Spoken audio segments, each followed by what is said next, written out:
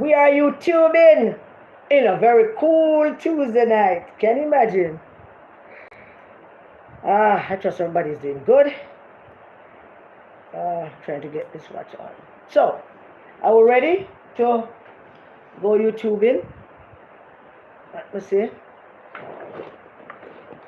Everybody all right? Good night, everybody. Let's see who is here to say good night to.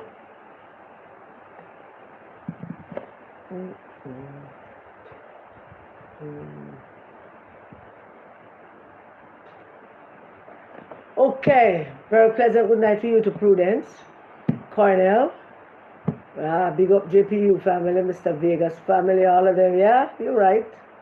Big them all up, big up everybody. Good night, my darling. Welcome, welcome, welcome back to live chat. So let us see if we can start. Now, we know that Friday is Good Friday, and oh damn, and it sounds like the rain is about to start. Friday is Good Friday, and we're not going to see each other again, you and I, until next Tuesday, because there'll be Good Friday, and there will be Good Saturday, and there will be Good Sunday, and then Easter Monday, and we won't be able to see each other again until Tuesday next week. So in fine style, let us celebrate all the nigger them that now planning to crucify God's son. And you all know the songs of Living Hope. All right.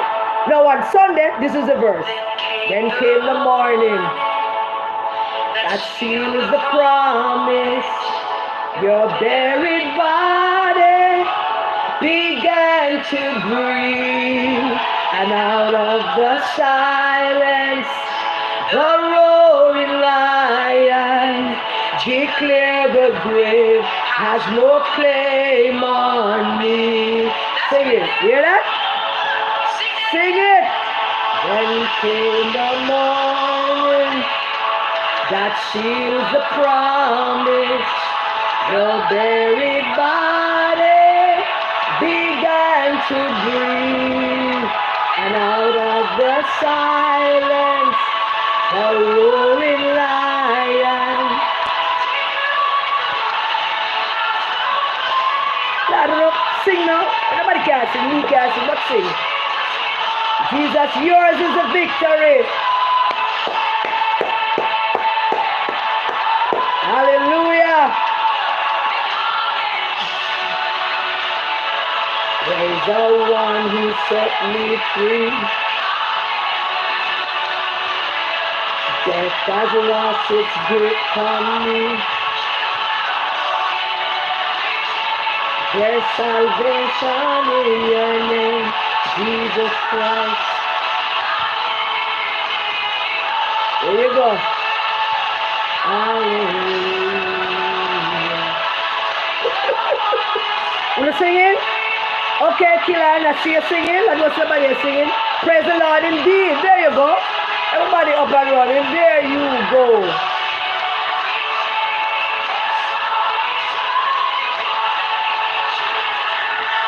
Jesus Christ, the living hope.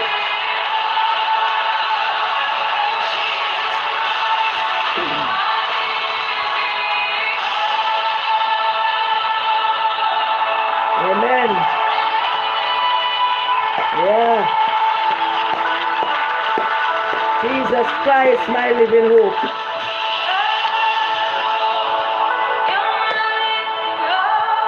Yeah.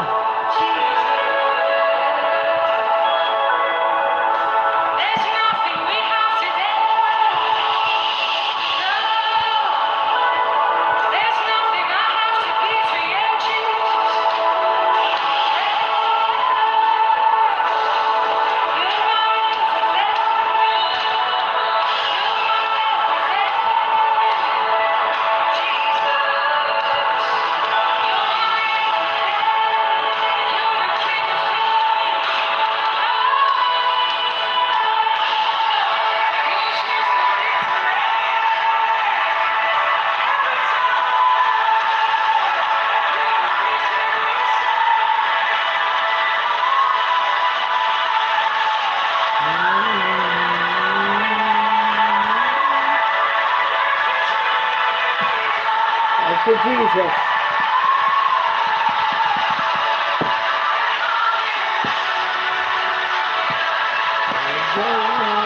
Set me free, hallelujah. Death has lost its grip on me. You have broken every chain. There's salvation in your name, Jesus Christ, my living hope. Jesus Christ, my living hope. Amen. Let me hear everybody say amen now. So everybody must say amen. Everybody say amen. Did I hear everybody say amen there? All right, let's begin. It's raining now. Well, it sounds like it. Amen, amen, amen, amen. Because maybe about 26, 27 days ago, based on history, Jesus presided over the Last Supper. And as depicted by the painting, The Last Supper, the one that was done by Leonardo da Vinci, that picture depicts it as the best depiction of what happened at the Last Supper. It was a time when Jesus ate with his disciples and washed their feet, break bread with them, told them what is going to happen. It was the time when Jesus told Peter that you're going to deny me 3 times before the cock crow. And when Peter, bless his heart, swore and cried and moaned and said, Lord, I will never, ever, ever deny you. And I can imagine Jesus looking at Peter and said, Lord, Peter, you're a good youth. You have a good heart. I know you wouldn't do it, but it has to be done. It was about the same time in that picture. You see Judas to the right of Jesus, down to the end of the table, the supper table, as depicted by Da Vinci. And you saw Judas with his 2 hands on the table, kind of separated and isolated from his other brethren, the other 11 disciples. You could say the picture give you a sense that there was an isolation of him already, like there was a feeling that this is what I'm going to do.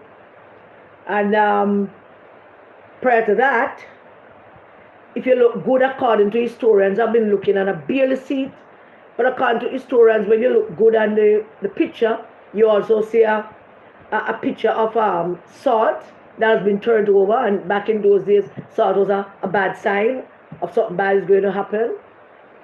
And I love that picture. I really, really love to look at that picture at the Last Supper. But it's about now, at this time, that we know that the heathens are planning now to go seek out Jesus and carry him to Pilate and the next big one.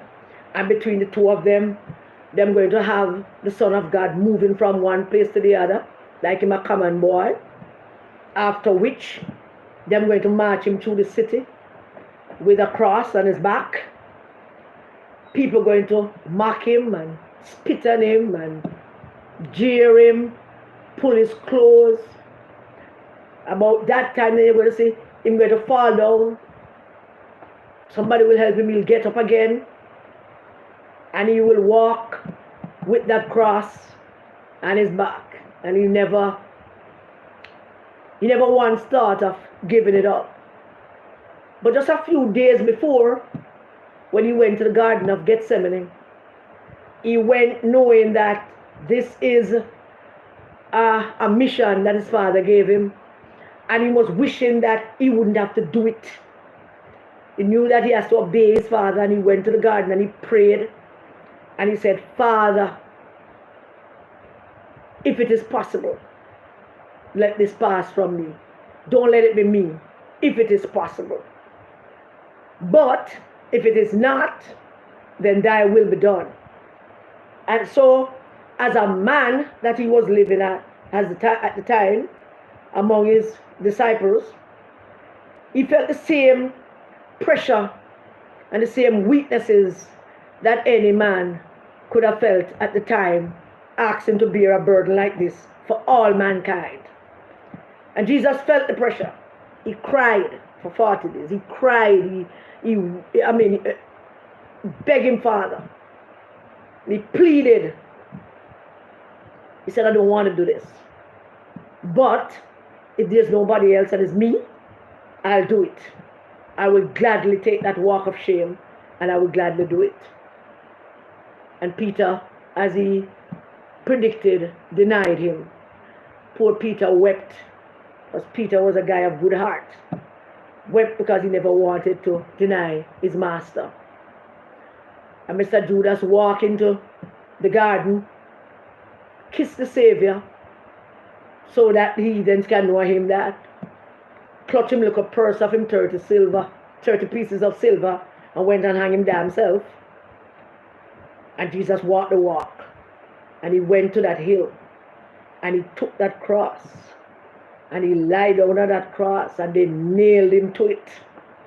And when he asked for some water, they gave him vinegar. And when they lifted that cross for him to die on, they stick him in his side. And they crucified God's Son. And every year for the last 2,000 years, we relive that moment.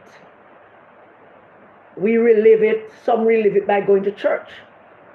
Some relive it by doing other things. Some relive it by going to the beach. Some relive it by going hang out somewhere, eat something and drink something. But we relive it. Every Christian relived that day. Every one of us. For the last 2,000 years. And it is never lost on me. Never ever lost on me. The enormous sacrifice. The enormous strength of character it must have taken for the Son of God to take that leap for me. Never ever is it lost on me. That amount of courage. We praise Jesus, we thank God, we know that he died, and we treat it like it is something that, it is minimalist, it is nothing, not a big deal. Because we don't recognize the courage and the sacrifice that Jesus made to go to that cross, to walk with it, to bear the humiliation of two idiot men, and take it like a man, and stood up and faced them. And they killed him. And then he rose again the third day. And what it must have cost him when one of his most trusted disciples, Thomas, said, well, I'm not going to believe, say, I don't believe that he's risen. I'll have to see it first. And I can imagine what it must have cost Jesus to witness Thomas having that kind of doubt about him as the Son of God and him being risen from the dead. And so, this whole week, as we go into Good Friday and Good Saturday, for those who worship on Saturday, and Good Sunday, let us not forget, let us never ever forget that Jesus was betrayed by a man called Judas. And Jesus took that betrayal and took that walk, wore that sticky cross, carried that cross, wore that thing, crown that they made for him, took the mockery, took everything, and he walked that walk for you and for me. He did.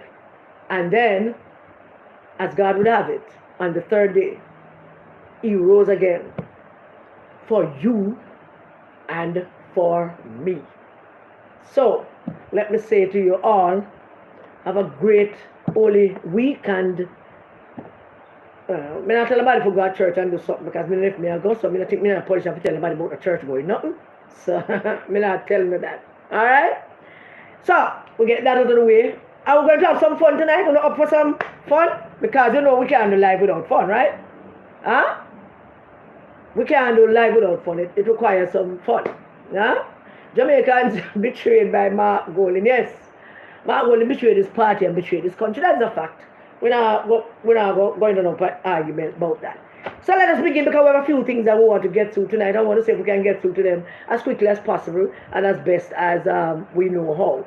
But first, I want to thank the people who contributed to the resistance tour. I never get to thank you last week. Please forgive me. So I am thanking you tonight. Thank you so very much for contributing. And please, if you still feel like you want to contribute, go right ahead. So we bless you. God bless you all. And we thank you very much.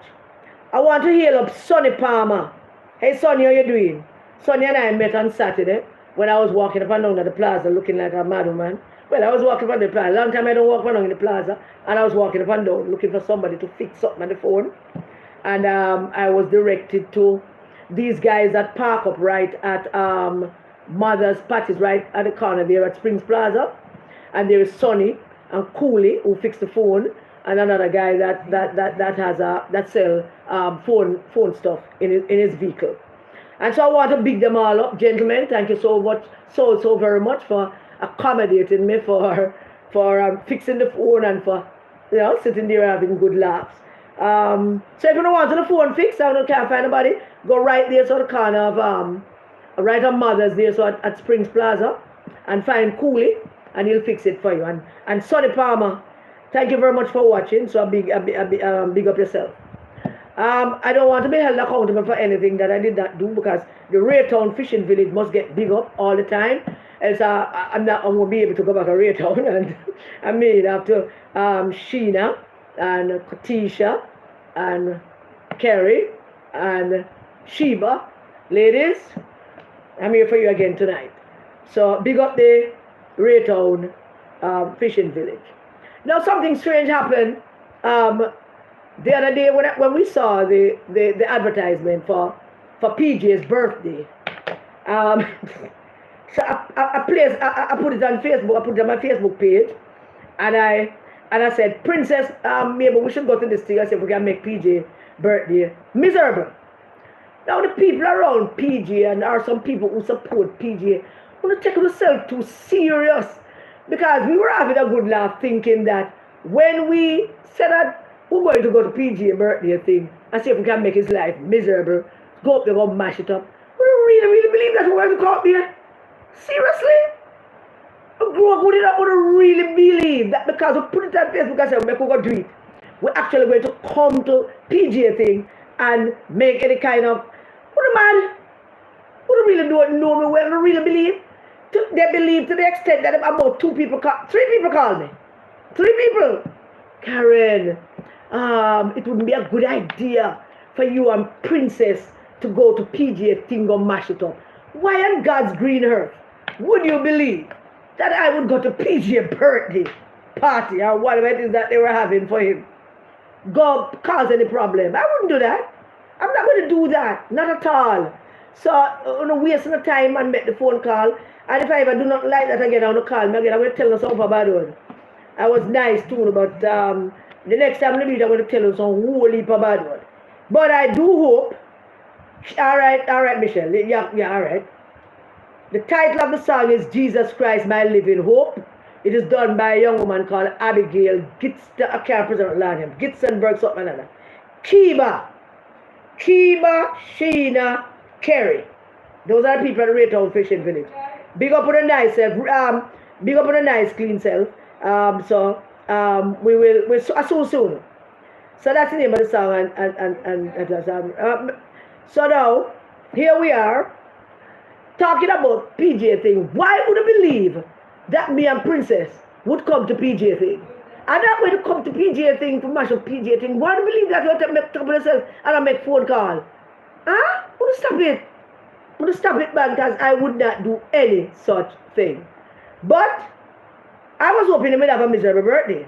Now I know we're gonna make it miserable, but I was sincerely hoping that him have a miserable birthday and deserve to have a happy birthday. And I, for one, not wishing him no happy birthday. So there we go again with all of that. So there you go.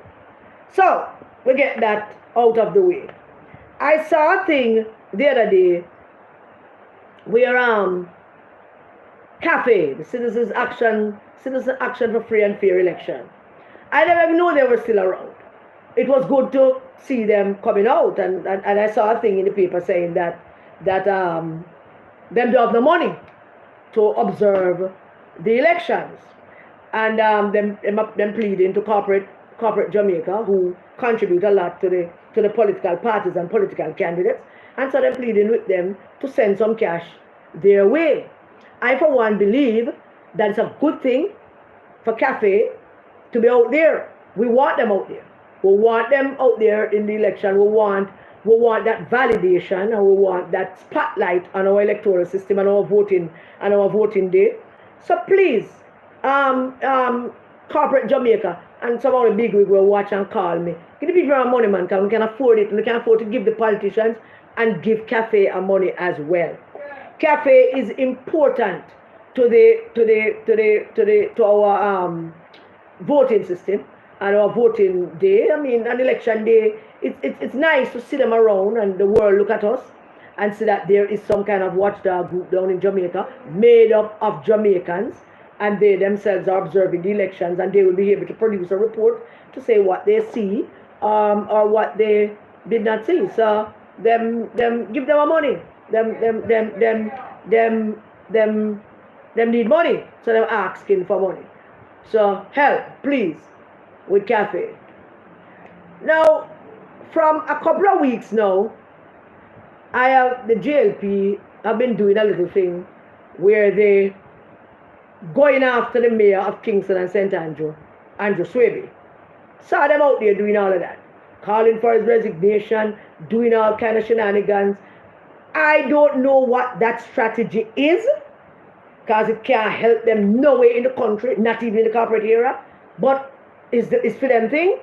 And I know that the councillors at the Kingston and St. Andrew Corporation, the JLP councillors, are not totally on board with that. So I know that the instructions for them to be doing all of these things and going out and saying all of these things about the mayor is instructions from Party Central. I have an idea why Party Central believe that them can do this and they must do it. And it's foolhardy, but you do have to listen to me. It's not going to accomplish what you want to accomplish.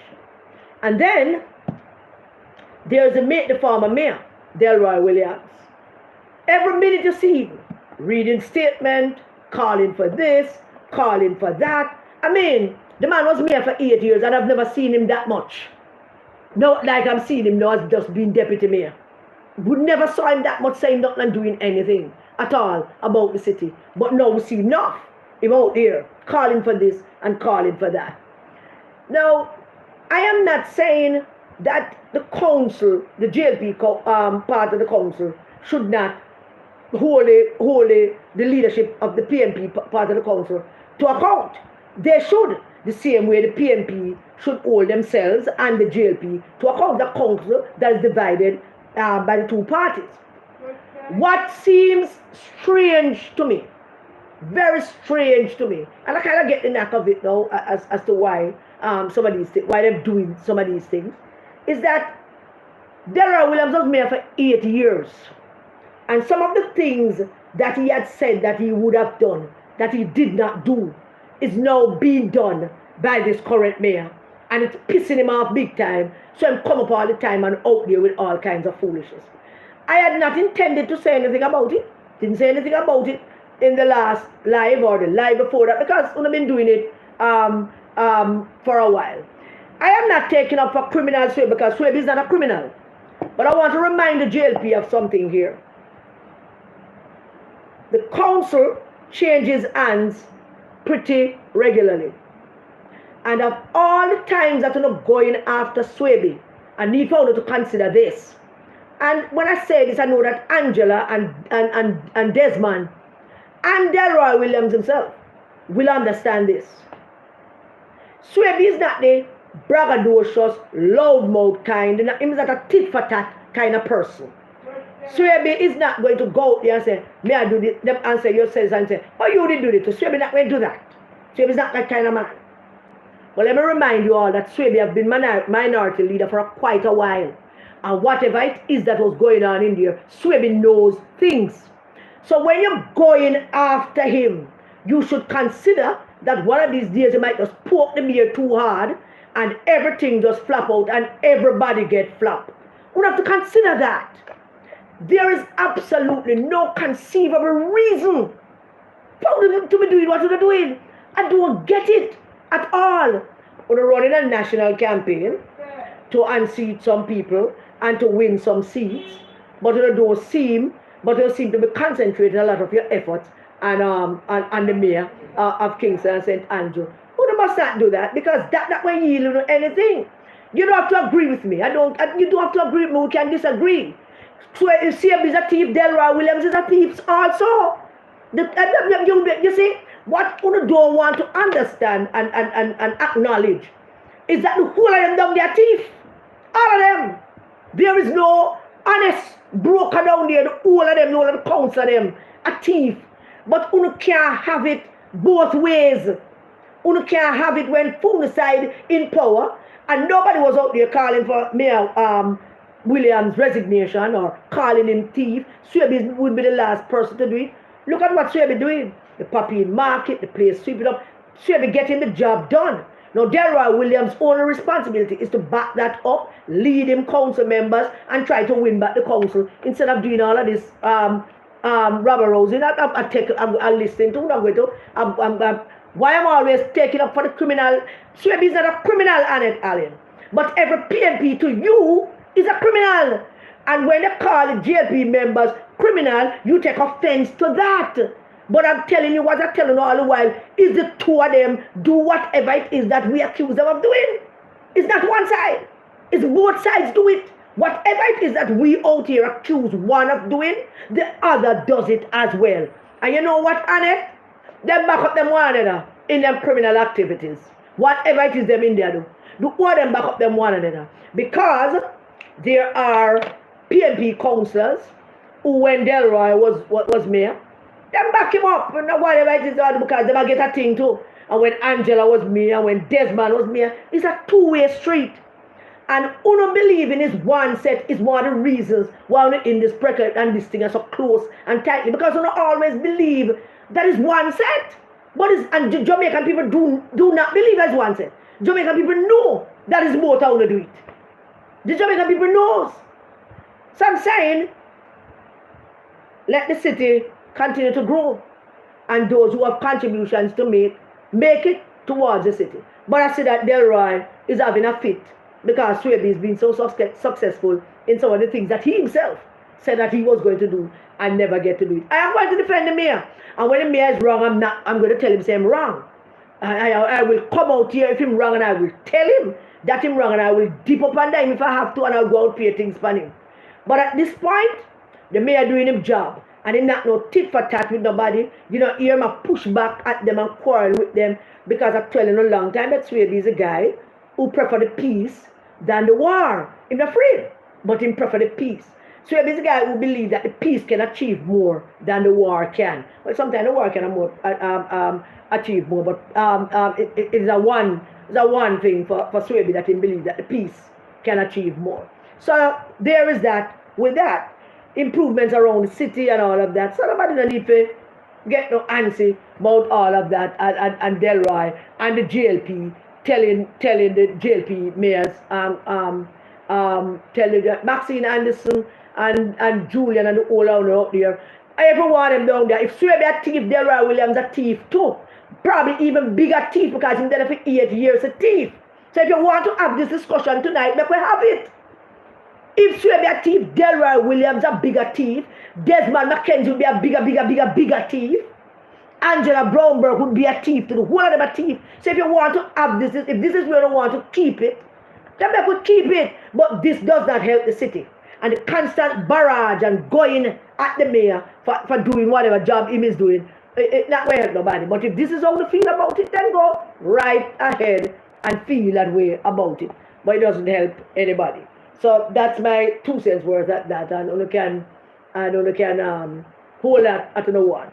Because the thing about the JLP, the difference between me and the JLP bloggers and many bloggers is that I call it as I see it, and I know that this politics is not one side do something, both sides do it, me not itch pan it, and me not hold on my mouth a ground and talk on that talk. Yeah, we know about the Lawrence Rowe thing. I'm talking about the constant barrage from Delroy Williams, who was mayor for 8 years. And if we don't want to talk about thieving, then we can go to start blog and call Delroy Williams thief too. And I could say it so hard and so loud that the constituency that him living would know that me I say that him is a thief and could call out over things that him thief. But that's not who we want to go. That's not who we want to talk about. That's what we want to talk about. Which one made them thief the most? Because if that is where we want to go, we can't go there, you know. We really don't want to go there because we don't really have no time for that. But if that is where we want to put it, then put it there. Because I'm going to defend the mayor. I'm going to defend Swaby. And if Swaby, if it was a JLP mayor, I'm going to defend him too. But we can't have it both ways. And that is what I'm saying to you. Alright? Well, Delroy wasn't on no recording true. Because Delroy talked to nobody on the phone for them recording. But Swaby was stupid enough to have a discussion with a disgusting piece of crap like Lawrence Rowe, without knowing that back the day when politics was people can have discussions without wondering who taping you or who recording you. Now you can't do that because you have scoundrels like Lawrence Rowe who don't believe in a private conversation and record people for their own gain and all of that. So that is true. But that is where that is. So when can carry on any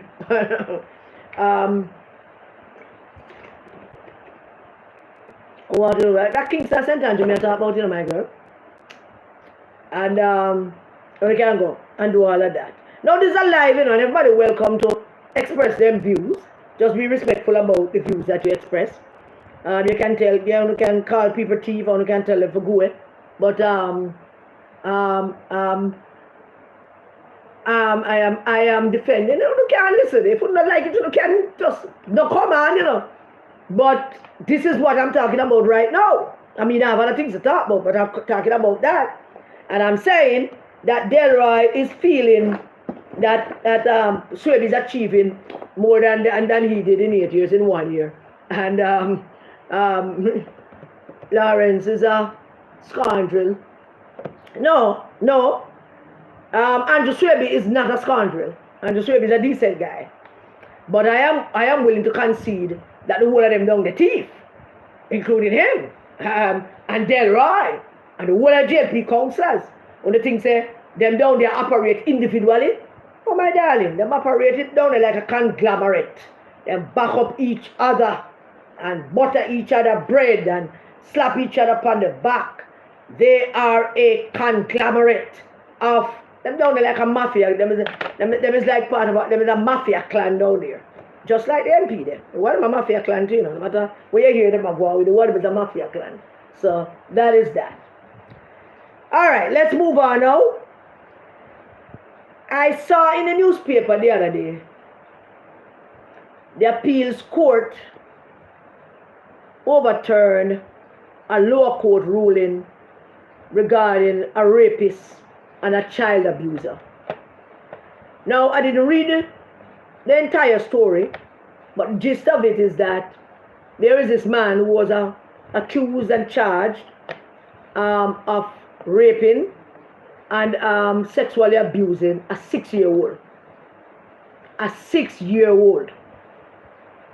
And the court sentenced him, I think 30 years if I'm not mistaken, I don't remember, but quite a few years, maximum he got for that. And of course, some lawyers went to the appeal court, and his lawyers argued that he don't deserve that amount of time for sexually abusing and raping a 6-year-old baby. He actually deserved to be not hung, but nail up in the stone square, make everybody pass, make him pass us, beat him and lick him and things to him, him until him dead. But the appeals court overturned the judge's ruling, the judge's sentencing in terms of how much time he should serve. Nothing wrong with that.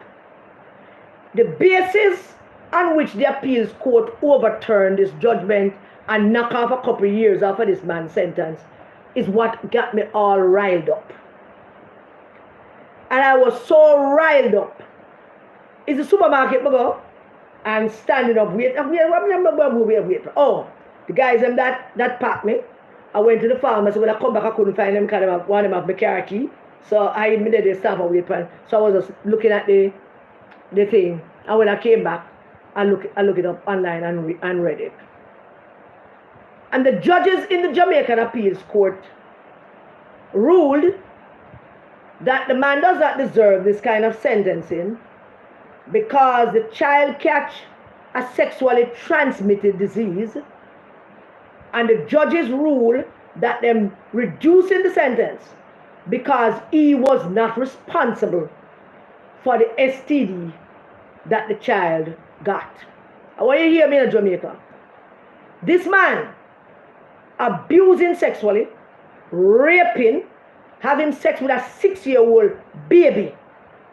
The court sent him to prison. Then another court said, yeah, he got prison, but not for so long. Because yes, him rape her, him abuse her, the 6-year-old baby, but not him cause her to have the sexually transmitted disease.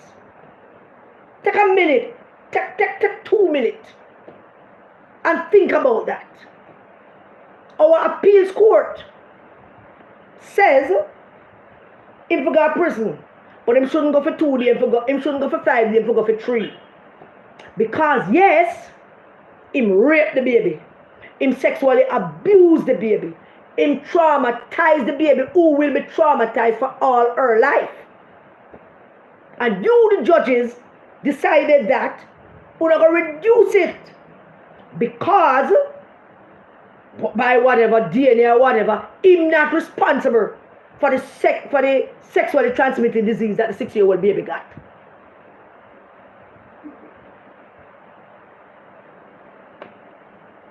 The appeals court of Jamaica ruled that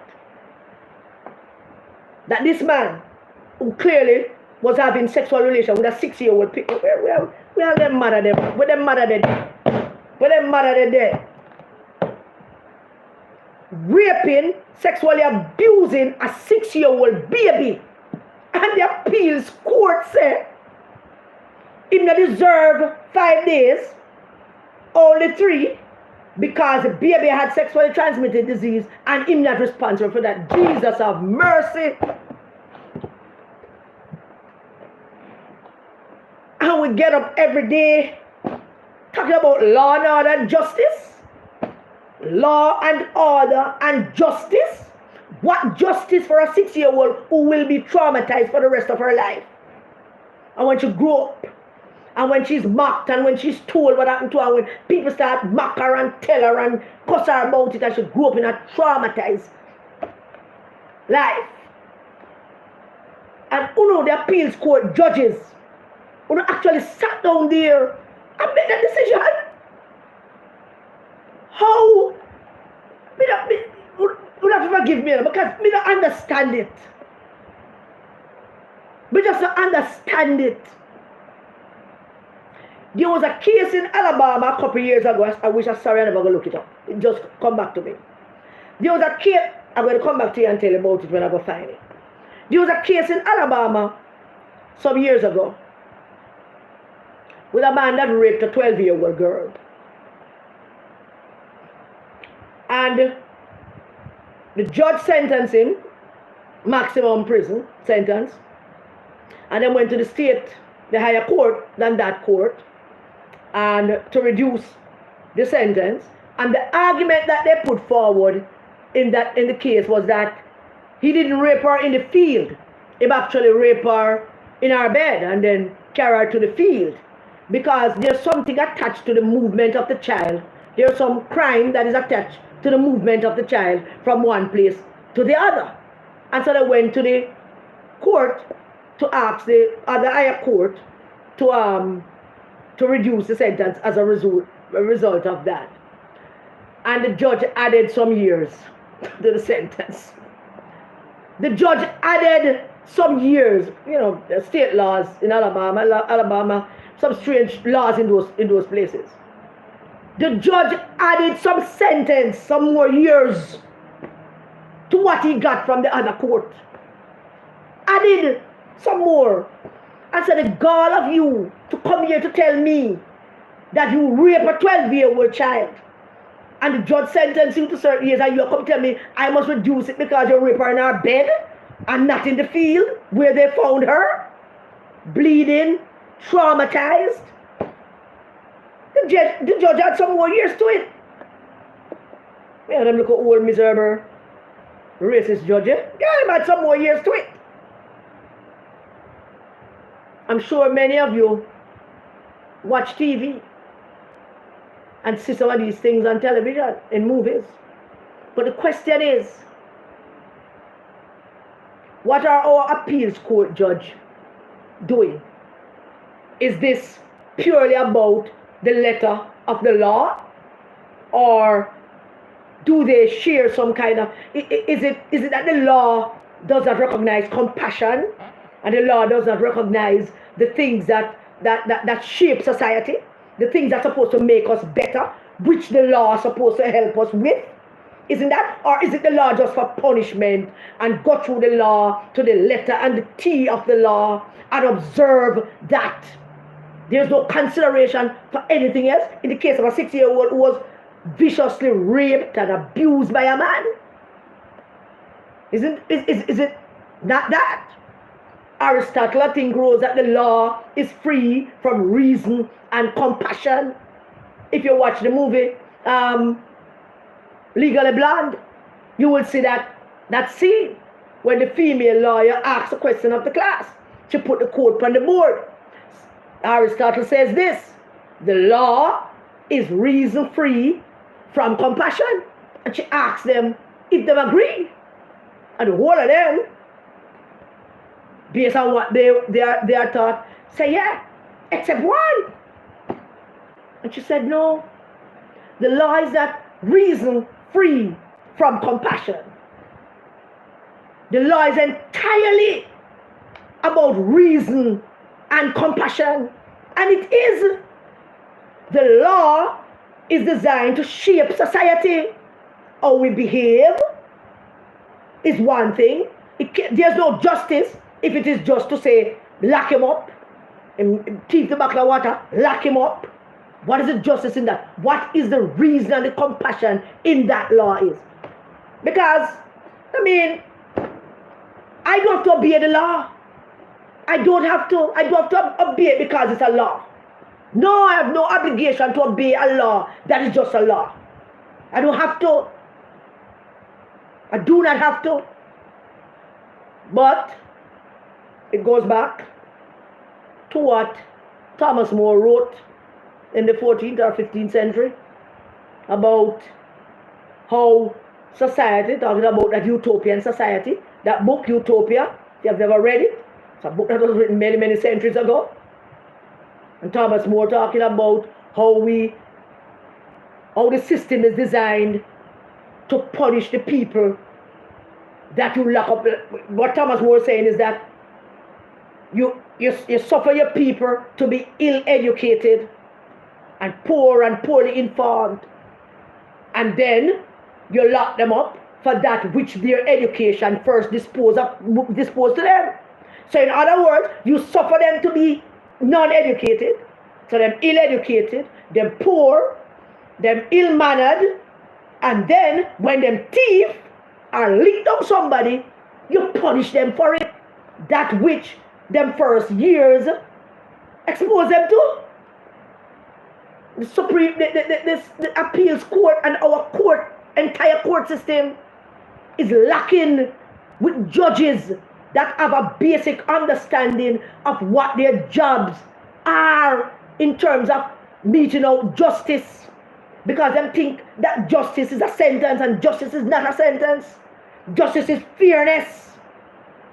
Justice is fairness to the extent that you are going to impose a punishment on a man that rapes consistently, it appears, rapes and abused a 6-year-old baby. A 6-year-old baby. And you believe, as a judge that your only obligation is to sentence him or take off something of him based on the law? What law is that? What kind of law is that you don't want us to obey? Why don't we talking about the law? We don't know nothing about law. Nothing. I just realized, just today, just thinking about it, I realized that the Solicitor General is nothing but a paper pusher. The Solicitor General in every other country has a whole department to defend the government and government cases. The government in this country don't have no lawyers, not a hire lawyer. But every other country in the hemisphere, well, I don't know about the Caribbean, but certainly around the world. The Philippines, for example. And why I know about the Philippines, I call a friend of mine just to get that. Every Solicitor General department is a whole department designed to defend the government and defend government cases and policies. Our Solicitor General is a paper pusher. I don't even know why we pay these people so much money just to push paper. Because the way the system set up, the government must be in a position to defend people like the 6-year-old girl. In America, the entire Solicitor General Department is not only to defend the government and the Justice Department and defend people's rights and freedoms, particularly about justice and being able to find, to get representation, but also the government, the president can say, go sue the state or go take out the court on this case, a particular case.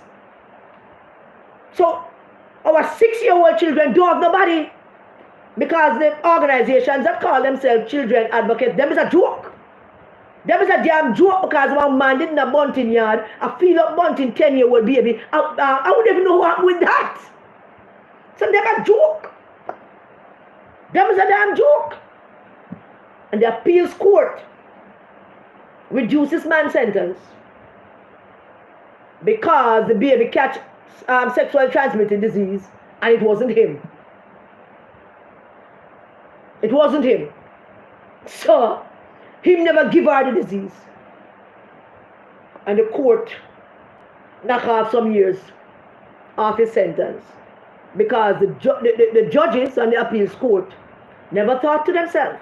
They must follow the law. The law. They must follow the law. And there's a law. And there is justice. They're not busy with justice. That's the whole thing, you know. They're not business with justice. Justice is not a part of them thing. For them, it's about the law. And just because it's a law, don't mean I have to follow it as a free citizen. I don't have to follow it because it's your law. And I am inclined and disposed to that feeling continuously. Because the justice system has failed poor people. Every turn you go, like it built for those who are well connected and the rich and the powerful. A 6-year-old baby can't defend herself. Who will be traumatized and marked for life. And you could even find it within yourself to punish the man adequately on behalf of our 6-year-old baby who could very well be a future prime minister, a future judge, a future teacher, a future lawyer too, a future solicitor general, a future appeals court judge. But what happened is this. Him rape her, him abuse her, him traumatize her and destroy her, and you gave him a pass. You gave him a pass. What kind of society could have a court system that operates like that? What kind of society? And we're going to talk about ourselves when we're talking about we're a Christian society. Church like dirt. Nobody can pray like we. Nobody can bawl on God like we. Matter of fact, God live in Jamaica. Yeah. But the appeals court of Jamaica could not serve justice for a 6-year-old child. And nobody not talk about it. That mean nothing to nobody. It didn't mean something when the case would have gone and getting sentenced and the parents and everybody succeed. I know no parent in the United States or Canada or England or any developed country would have sat by and watched that appeals court process go through without some noise being made. These poor people have the body for making a noise for them. As I say, the agencies and the places that's supposed to look after that 6-year-old girl, they don't care. I am sure they were not even in the court. I'm sure they don't know nothing about the case. Not a thing that they could have gone to the court and make representation on behalf of the 6-year-old girl and say, Your Honor, we believe this 40 years should stay as a result of X, Y, Z. The picnic is traumatized for life. Una make a decision on the law, write it up, send it out, and go down the yard to come back again to make a next decision, sometimes destroying poor people's lives. A court system that is not helpful to the poor and the vulnerable. Huh? I can't tell you how much this riles me. Really, really riles me. When I saw it. Really riles me. And that there is where we're at with that. Him not contributing to the sexually transmitted disease. Him not responsible for the sexually transmitted disease. So I'm not deserving of the 40 years. And him deserve to have him dick cut off. I'm stand up last week and nail last square and beat bad man time every day of the week. How about that? Does he deserve that? All right. Let's move on.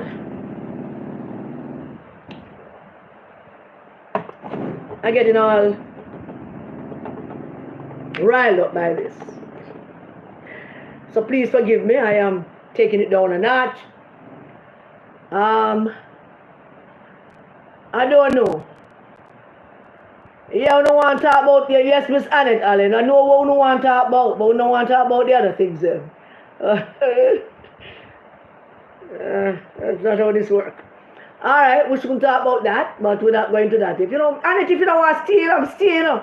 Because you want to rush to some things. You need to start a podcast for yourself. Let's move on to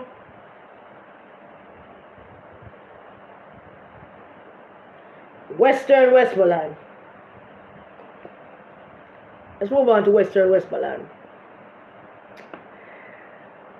When the results came in from Western Westmoreland, somebody sent it to me, and my response to the person, my initial response was this. How do you remove, or you can't remove a sitting member of parliament with a 1-vote win? Now, I believe that a win is a win is a win. I do, generally. In a charged political climate where you have a sitting member of parliament and a challenger, it is not all that simple. But let's take it from the beginning. Mr. Moreland, as some of his supporters pointed out in their protest today, beat Wickham McNeil. A feat that was unimaginable. A feat that was just not possible, not on anybody's radar, that could happen, that this little man could come and win Ken McNeil's seat from Ken McNeil's son. But he did. He did it the same way Daniel Lawrence won Eastern Westmoreland, and the same way George Wright won Central Westmoreland, and the same way Mr. Chin won South Manchester, and a few other people. He did it without even thinking that he had a chance. In seats like those, the party would say, well, we need somebody to run against Wickham, and we need somebody to run against Tuta, we need somebody to run against, so we can get, and then go find somebody, then find him, and then find George Wright, and then find the other guy. Now, when all of them won those seats, it was a shocker, not only to the political pundits and the people who does polls and the and the politicos in both parties, it was earth-shattering. I have always said that it was a surprise to me that Wicker McNeil lost. And I made it clear that in 2016, when Wicker McNeil won back Westmoreland, of all the garrisons in this country, he was the only one who polled below 40%. And Maureen Webb and I had a discussion, and I said, I'm going to lose the seat next time around. He was the only garrison that polled below 40%. And we know that him heading to Louisville. And no matter if you say it to him or not, he wasn't going to listen to you, because him cockety and arrogant, and a fit them seat, and them daddy they left give them. So he was heading to loss one way or another. Mr. Moreland had no idea. Matter of fact, he went in there thinking it's not going to win. So he must have run. I don't even think he walked up and asked anybody to vote for him. I don't know if he campaigned. I doubt very much that he did. Maybe they put up some posters there, thing them on the light post and stuff like that.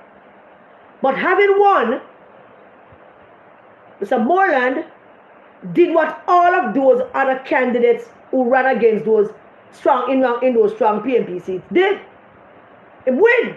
Man got parliament. And so him win and him gone to parliament. Get him vehicle, get all them little perks them, and him there parliament. And him have him few little people them, and everybody get a thing, and him not do nothing more. Him not doing nothing more than the ordinary. Him get the MP money for do that, him do it. Get money for do the road, him do a little thing, him do all of that and stuff. But he wasn't really in there. It wasn't really, him never even embrace it. Him and Danny, they never embrace the role as member of parliament who will need to seek re-election again 4 or 5 years from the time that they won it. Why? They weren't politicians who were looking seat, and they weren't, I don't think them still politicians, and they weren't, but let's show them some respect of that. But they weren't politicians who said that I need to put a campaign team in place, I need to name some people to be in charge of some communities, I need to look at whoever votes are, make sure them road fits, I need to build relationships with these small businesses and the schools and the teachers. Them. He wasn't thinking that, he wasn't doing that. Not him and not Danny. They wasn't doing it because they were not politicians. They just win the seat out of the blue. Karma, the good Lord stepped in. I don't know whatever happened. Miracle, magic. I believe in miracles. I believe in magic. It just happened. Bam, and the good Lord said, no, Tyler, uno no go and make the man get a chance. But they never service it after they got it. How I know that he never did? I could go back and check the constituency and do all of that. I don't need to do that. I don't need to do that. Why? Because he was not organized enough to defend himself. Mr. James was a PMP, switched to the JLP because Mark Golden tell him to fuck off, and him decide same night not with Mark Golden and Layton Campbell, and he won his seat for the JLP, and PMP people voted for James. Whole host of PMP people. 28% of James' vote came from PMP people. 28% of his vote in his division in Sheffield came from PMP people. And now, him face a challenge. I have always said to that the only one down there that could put up a challenge against Ian Eels and beat him would be James.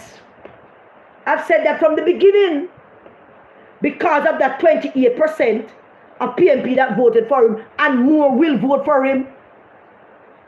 As I understand, he's now the candidate. But let's address the elephant in the room with all of that. So the first thing is, he never take himself serious as an MP.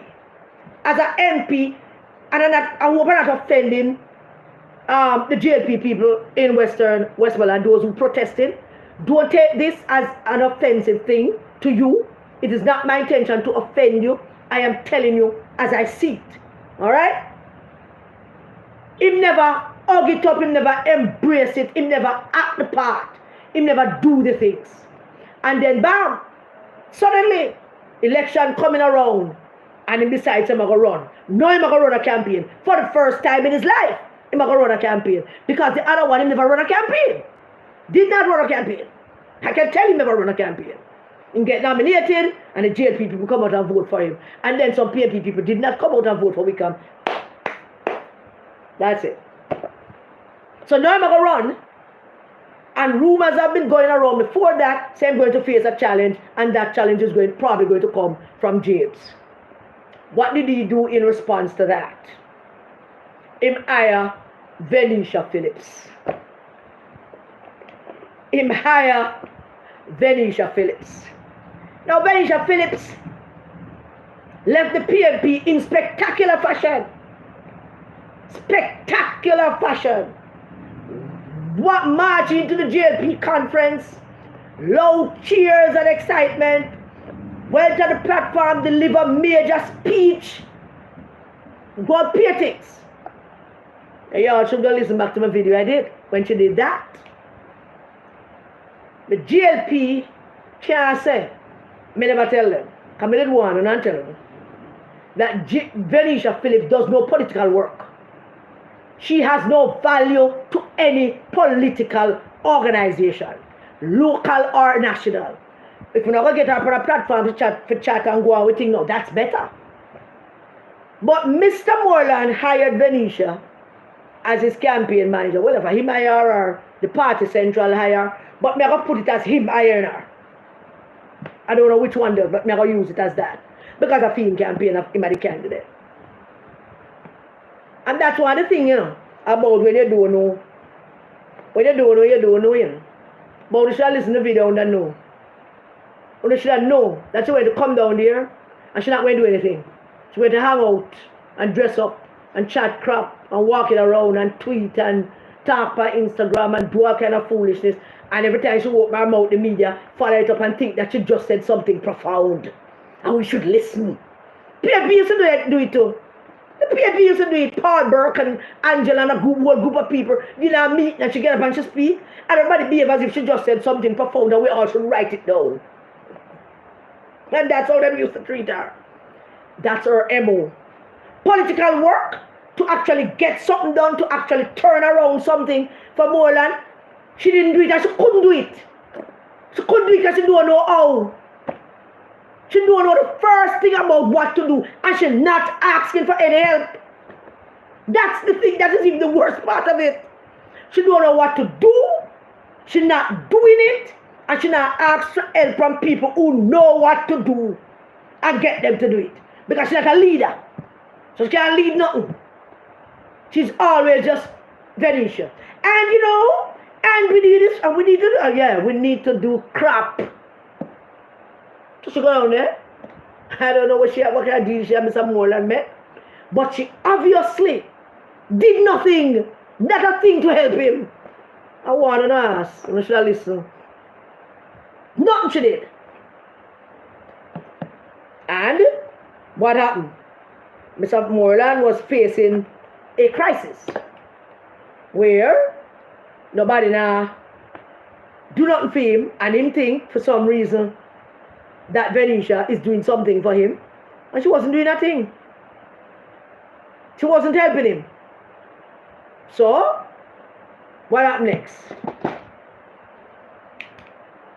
Him don't know what go on, because he has never run a political organization in his entire life. He has been member of parliament since 2020, and he still don't have a political operation. Don't have none. So when him hired her, he expect that she will set up a political operation for him and guide him into how to go talk to people and convince them that he's their guy and remind them of what he did, remind them of how they won and all of that. She did nothing of the sort. She's a leech. That's all she is. A fucking... Pardon me. Please forgive me. Thank God. Please forgive me. I'm sorry. She's a damn leech.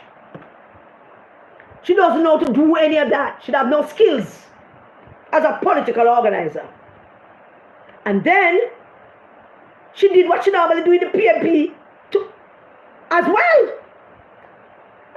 Bam! Create a situation where should her candidate lose, then this is what we get now. A protest from JLP supporters and members and voters who the JLP going to need in order to retain the seat that they're fighting to retain. And what did she do? She was salt in the wound and start talking about all the things that the people in place and the people in things. And involve everything. I don't get it. Michelle, so nothing she did except going to make worries and cock up herself in maybe hotel room and whatever it is that she down there do. I don't want to talk about some things that tonight, but that's what she did. Nothing else. Nothing. And then create that distrust and division now that seem to create a little bit of chasm there that's going on with that. Party Central decided that a win is a win is a win. But the JLP have an issue. And they're not addressing that issue. And the thing about going into an election and selecting a candidate and removing a sitting member of parliament is that it's not as quick and dry as all you're doing it, Mr. Chang. Yeah, you don't announce to win on Sunday, make temper down a little bit, but they announce it Monday, and tempers never temper down. But here's the thing: 600 delegates. Don't look like I can find Michelle, so let me go find. Of course, 600 delegates. 600 delegates. Let me see if I have that somewhere here. 639, I think, but let me find that. 636 delegates. 636 delegates. Mr. Moreland got 149. Mr. James got, which is 49.8% of the vote. Mr. James got 150, which is 50.2% of the vote. 299 persons of the 636 voted. Therein lies the bigger problem. Why did more than a half, well, more than a half of your delegates did not show up to participate in a process as important as that? Why didn't they not show up? Them exist. Them upset about something. Why were they not there? Why were they not there? Why we don't have 636 delegates and only 99 come up to vote? Where are the other delegates? And the people that are protesting are those some of those delegates who didn't come out as well, as far as I'm hearing. Are those didn't come out? But why would you have over 300 delegates that did not show up and the sitting member of parliament who hired a high-profile campaign manager couldn't bring them out? The problem is greater than just James winning by one and some people coming out and making noise because Venesha go tell them, say they forgot to make noise because James had it PNP and fueling that and creating that divide. Because she don't know what she does, the only thing she knows is divide and make noise and chat crap and don't know crap. And cock up herself somewhere and spend money and do her ear and drink and whatever it is that she does. Without doing any political work. There's nothing wrong with drinking, we have to do political work. She did absolutely nothing down there. but create division and cause the thing to be what it is. Nothing she did.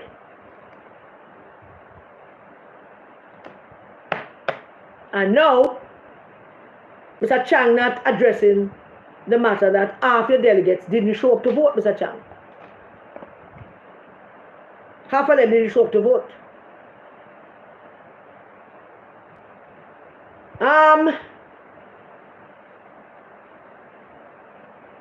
47% of the delegates voted.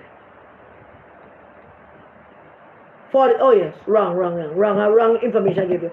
47% of the delegates voted. Mr. Moreland got 23.4% and Mr. James got 23. Forget what I said earlier. Mr. Moreland got 23.4%. Mr. James got 23.6%, 0.2% more than Mr. Moreland. So Mr. Moreland have to answer the question, how could you be the sitting member of parliament for almost 5 years and you could even bring out 40% of the people that you have been representing for the last 4+ years? And then you hired a nitwit, a cuckoo, a person who have zero knowledge or expertise in political organization. Venesha Phillips do have no political organizational skills. None. Zero. Her skills are different skills. But certainly not political organization. She couldn't even know, but she couldn't even do it for herself. Not at all. And on the hire, I'm a want to know and telling us that she has zero use politically, except to look good and talk good. We can get her on a platform and get her to bust up limit of a market G. That would be effective. And whoever recommend Mr. Moreland, recommend Venesha to Mr. Moreland, did him a grave injustice. Mr. Moreland, whoever recommend Venesha, I recommend that you hire her. You should not speak to that person again for the rest of their life. They did you an injustice. So I'm wondering, and I'm asking, why on God's green earth are you now complaining and defending something that was never ever for you to defend, Mr. Moreland? And so, the JLP have to address the matter of, you don't have to. You don't have to. Because the people that come out and protest, and I'm talking to people that protesting now, I'm going to talk to them shortly. But whatever were the people that protested. But when you only have 47% of your delegates coming out, that don't speak well for you. So you have to go try to figure out those numbers as, do they exist? Really? Why did they come out? Why Mr. Moreland, who's just sitting MP, never go get the whole of them and buy the whole of them and give them a money? So that's how this thing works. Why couldn't he? He never get that advice from Venesha. Of course not. Venesha know nothing about that. Venesha know nothing about political organizing. They have no to buy vote. You don't have to buy vote. Buying vote is a strategy, you know. It is a serious, concentrated strategy. You have to know what the votes are there to buy. Who they are. What are their special needs. And clearly Mr. Moreland don't know. And him never know that Venesha don't know neither. But we tell you no. What's the matter with you? Me tell you no. So him don't know and she don't know. And she's of no use to him to tell him and direct him. And the money you spend for having Venesha down to Mr. Moreland, you should demand it back. Well, then I'll tell you nothing. Because you lay in bed. You make your bed, you have to lie down, you night. So, if the JLP decided that even though Mr. James won by 1, they're going to make him the candidate, it must be that they did a poll as well. There must have been some internal polls that show that Mr. James have a better chance than Mr. Moreland. Now, Mr. Moreland, if there is a poll between you and Mr. James, chances are, Mr. Moreland, that Mr. James fare better than you. Simple. Why? Mr. James is a more popular guy, a more likable guy, was once mayor, I think, or deputy mayor, I don't quite remember which one. He is a real politician. You, Mr. Moreland, is not a real politician. You're a buck-up politician. No disrespect to you, sir. But when you buck up on something, and you get it, nobody was there. You never get a team. You never get a team of people around you to show you what is going. You ever hear this? You ever hear this term? This term that says all politics is local. That term was coined by a young fellow then, named, who was Speaker of the House of Representatives, named Tip O'Neill. And as a young man, he ran for Congress. And in running for Congress, Tip O'Neill was one of the longest serving speakers of the House in the United States. And Tip O'Neill was running an election where he was doing national things. Not going to the barber shop, he's not going to a diner, he's not upon that. He's doing big things, billboards and ads and radio ads back in those days. Not much television, radio and newspaper ads. And the other guy was in the barber shops and the diner.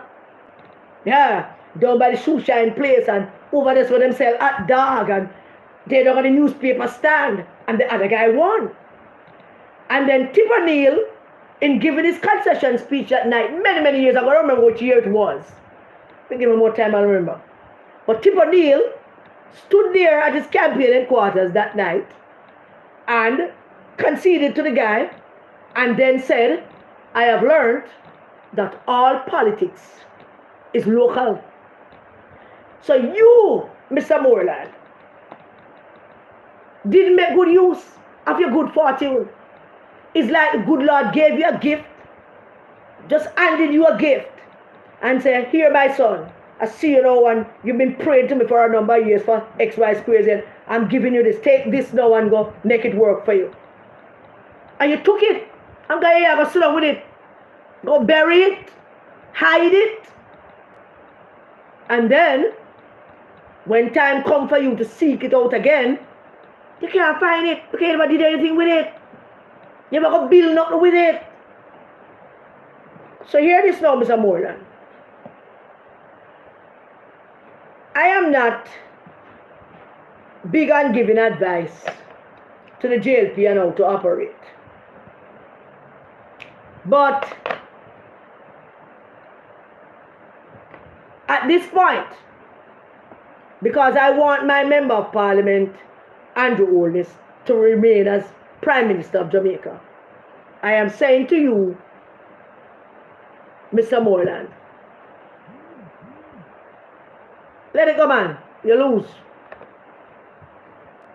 Let it go. And the sooner you shake Venesha, the better it is for your political career.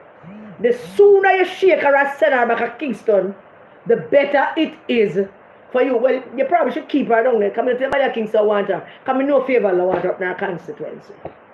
Everywhere she goes, it's also destruction and excitement and normal. Because now you find money, Mr. Moreland, to bring out people to protest. Why you never find that money to bring out the other 300 plus delegates to come vote for you? What's wrong with you? I mean, I expect you to know better because you're not a politician. But you hire somebody who some people tell you is a politician. But if you watch my video, I know she's not no politician either. So you are novice and she a novice. You are novice and she's a pitchery. A fly with the and pitch man or something. I don't know them do that. Or whatever go. But sure, the people who are protesting now. Alright, good. On a protest, on a get on a 5 minutes of fame. What are going to continue protesting? Or we're going to line up behind Mr. James and make him and Ian is going to duel it out? What are going to continue protesting? I'm not revisiting this subject ever again. Not revisiting it. I'm just saying to you guys that I have admired for the last 4 or 5 weeks the way the Jamaica Labour Party have conducted its internal races with the quorum and method and results that some people come out and they make some nice one down in Manchester, for example. Them when the matter finish the evening, everybody come out who lose, and the losers them make so nice, and the winner must always allow the losers them to make as much nice as them want to make. That is, since in a political year, that can't last more than 28 to 48 hours. But the losers them must cry a little and make some nice, look a bit and complain a little bit and get on a picture and the newspaper and get on a video on the TV and enjoy yourself and all of that. On a must. But at some point you have to put it down. Call it a day. Now? At some point. How long are we going to proceed with it? Don't make Venesha winding up. Venesha is of no use to me. None. At all. Trust me when I tell you. I would not lie to you. I would never come out here and sit down here and lie to any of you. No use whatsoever. Her use will be when the campaign kind of a starter person, like Mr. Wallace come on and she go on and warm up the mic for Mr. Wallace or something. And chat some things about Marky G. And we will back her up with that. Yeah, them time there, I will back her up. Now back up with this. Come on and tell her she have no use. Political, she have no use. She have no ground game, no ground operation. She's a one-woman band with she and about 3 more people. And in her car or in a little place and in a little restaurant. She has no political organization skills. None. At all. And me say some other things. I've got to listen to the video. Go watch the video again and listen to some other things I'm say. I have to repeat them things upon the live. But that's it. For the Western Westmoreland matter. And UNO in Western Westmoreland must get it together, man. Get it together and make sure that, oh my God, and make sure that we get it together. Did anybody watch the second part of Profile? We're moving on. Anybody watch the second half of Profile of a serial pedophile? Yes, I know. Venesha did call Mr. James Turnback or whatever she called him, but she worse than James. Because at least James wasn't a high profile PMP out there and big up him chest about them. A simple little countryman around him seat and a go like and she call up James' name. And she out on social media, possibly but from Mr. James. I'm going to check it out and I'm going to give them when this thing happens. Sunday, Monday, Tuesday. I'll give them until tomorrow for cut it out. And if Venesha cut out by tomorrow, me and her backside. I can tell you that, me and her. If she cut out, she need to leave Mr. James alone. But Mr. James will do what he do. And him and he is going to have it out. And let the people of Westmoreland decide who they want to represent them in King Charles III Parliament. And if she continue it, I promise you, rely on me, that if she continue it, I'm going to set her straight. I don't know if I can do that, but I will set her some way. You know? But I promise you that. And then you watch the second part of Profile with Archie Bunker. Anybody can tell me anything about that. I never had it on my list, but anybody watch it and can give me some information to tell me if Archie Bunker hacks the pedophile about him carrying on. Did anybody watch it? Nobody? It's one too no. Nobody watch nobody? Yeah, the protesters. No, I am not saying the protesters are wasting their time. I'm saying that Mr. James and Mr. Moreland find some money and get some people to go make nice scene. That's the correct thing to do. But Mr. Moreland must know that that is a 24-hour operation. There's no more days for that. And I would advise the people who protested, particularly 2 young ladies who were basically the mouthpiece that were protesting and talking about this and that. I can see how the operation is.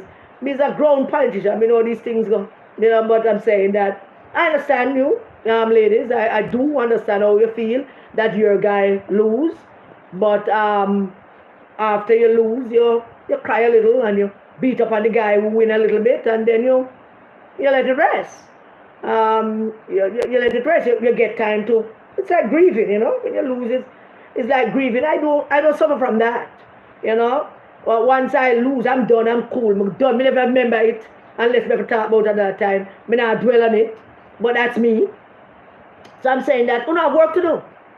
We have a more serious job to do. So when you get on a picture in the paper and when you get on a video on the news and everything is copacetic. So now we just need to decide what we want to do. If we're not going to continue that foolishness with Venesha, or we're not going to take it long a notch and jam in one corner for a little bit and take time, come back out, come join on the general secretary and the candidate and get it done. Whatever it is. So that's all I'm saying. We don't need to shake Venesha. We don't need to shake her around out of Westmoreland. All the people in my protest, we don't need to build a stone heap and stone her. Stone her ass back all the way to her yard. Wherever it is. We don't need to build a stone heap and fling stone for her. I don't know what more, no bad people. We don't know bad people like Jews-land. Put her on the hose if you see her wet her up. Or fling pot of water for her to have to go and make her yard. We can't express yourself that way. I would find that extremely funny. All right. Nobody watched Profile of a Serial Pedophile Part 2? Nobody? Well, I treated Archie Bunker bad. Because I want to take on Archie Bunker, but I really want to take him on. I want him for the watch. I want to stop with the foolish more than promise Venesha a council seat. But I try telling you who Venesha Phillips is. I couldn't listen, man. What when they're in the back of the class? Come up, man. Come in the middle. Come up, man. Venesha don't want no council seat. Yeah? Venesha want money, and position that makes her look nice, and microphone to speak in, and chat crap, and she knows nothing, and then she says something, and everybody take it to be something profound, and the media start talking about it. Her former PNP councillor, Venesha Phillips said, the kind of thing we all should listen, and that's it, and empty the barrel. Empty. Her skill is that. Basically that. No other skill exists for her with that. All right, so that's basically where I am with that. So nobody telling me anything about Profile with Archie Bunker and the serial pedophile. Nobody watched the second part of Profile to see if Archie Bunker that could be true. That could be. Alright, so I don't know what's Archie, but I don't know what. I'm going to get back to you, Archie. I hear that you watch. So I'm going to get back to you on that Profile thing. I am not done with you on that. You, Archibald Gordon. Archie. Alright? So let's move on. Remember what it is. What is it that we're supposed to move on to now?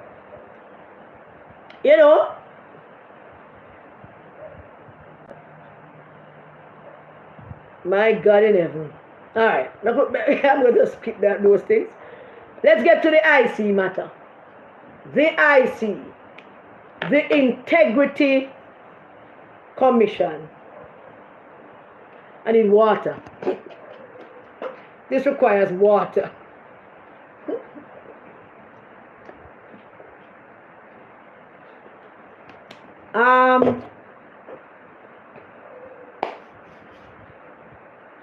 Justice Beswick. I like Justice Beswick. We all do. And we believe that Justice Beswick is intending in doing a good job to make Jamaica proud and to uphold our integrity to a high level. But I think we have reached a stage with this Integrity Commission where there probably needs to be a revamping of it. Maybe the law need to be revisited. And we know it can be done now, after the elections, but that is where we reach with it. But I'm going to talk to Justice Beswick before I get into the other part of what I wanted to, the other part of it. All right, let me just go from the beginning. Something is very curious about the replacement of Miss Prince Kamika. The first thing that is curious about it is this.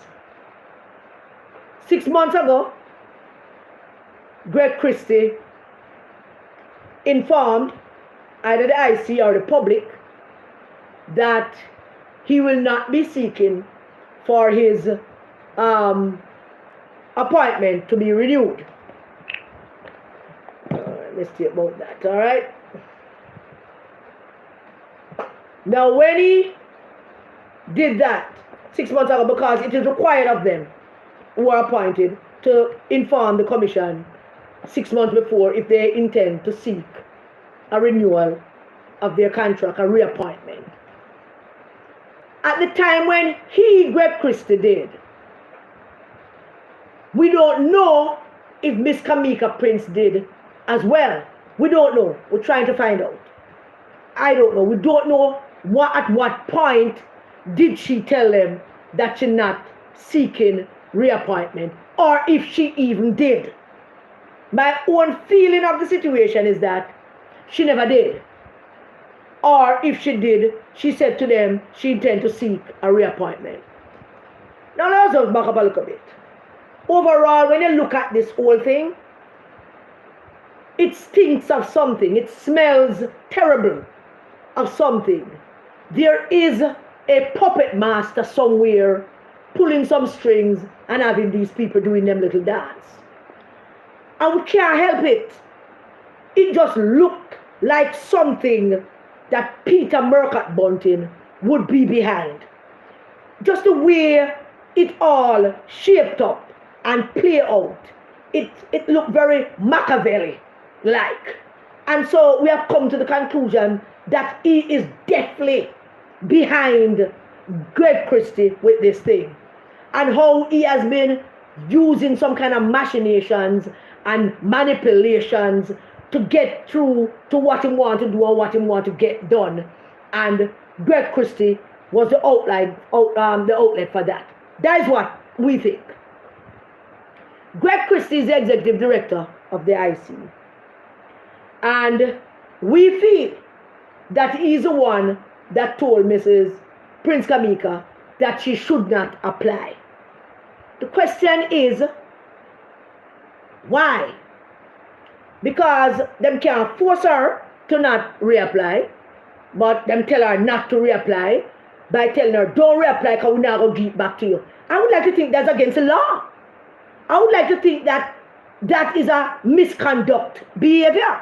If you're going to look for a commissioner who has the option of seeking to be reappointed and tell her, do not reapply for your reappointment. So we feel that that is what Greg Christie did. We feel like he's the one who told her not to reapply. And we think we know why.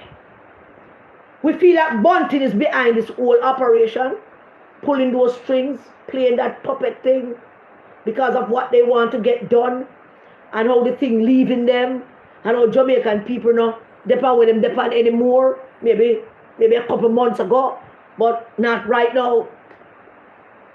How did it reach a point where Mrs. Prince Kamika was told, it's not something that she decided to do, because she would have announced it herself as well. But we don't know, because she's not saying anything. I mean, she was seconded from the DPP office, so she might go back there. But why? Jamaicans have to ask themselves, why? Why was she told? Did they find something out about her? Did they say that you can't reapply, you can't continue because of X, Y, Z? And the moment that they told her not to, they advertised the position in the paper, maybe 2 or 3 days later. I don't quite remember. Michelle's, how many days later did they put out that ad in the paper after she not reapplied? Why? How did this all play out? That she was told, and Greg Christie is the executive director, don't forget that. Him is the one that would be having that conversation. Or maybe is Justice Beswick. I do not know. I do not know without reach Justice Beswick yet. I believe that Bunting is the one behind all of these machinations. And what I can't understand is why is Bunting so deeply connected and involved with all of these people, particularly Greg Christie, to the point where him can pull all kind of Machiavelli moves and going on with all kind of things that affects the IC. But it seemed that way from the beginning, with Mark Golding and them balling up the whole illicit 6 thing and all going on. But having reached there, and Greg Christie not seeking reappointment, him can't. Him could not seek reappointment because he knows that we're going to come out here and beat him down to mud. No disrespect to him.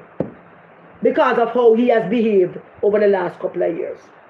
So let's take this step by step now and just go through it after saying all of that. Him now reapply. Him announce him now reapply. Then tell Miss Kamika not to reapply. Then them put the thing out in the paper 3 days after she not reapplying. And then them hire this guy. Who is this guy? Does anybody know who this guy is? Mr. Ronif Lawrence? As soon as he was appointed, some things start going on in social media to say that him is Layton Campbell's friend. And Ray, blah, blah, and all kind of things. Layton was at him wedding.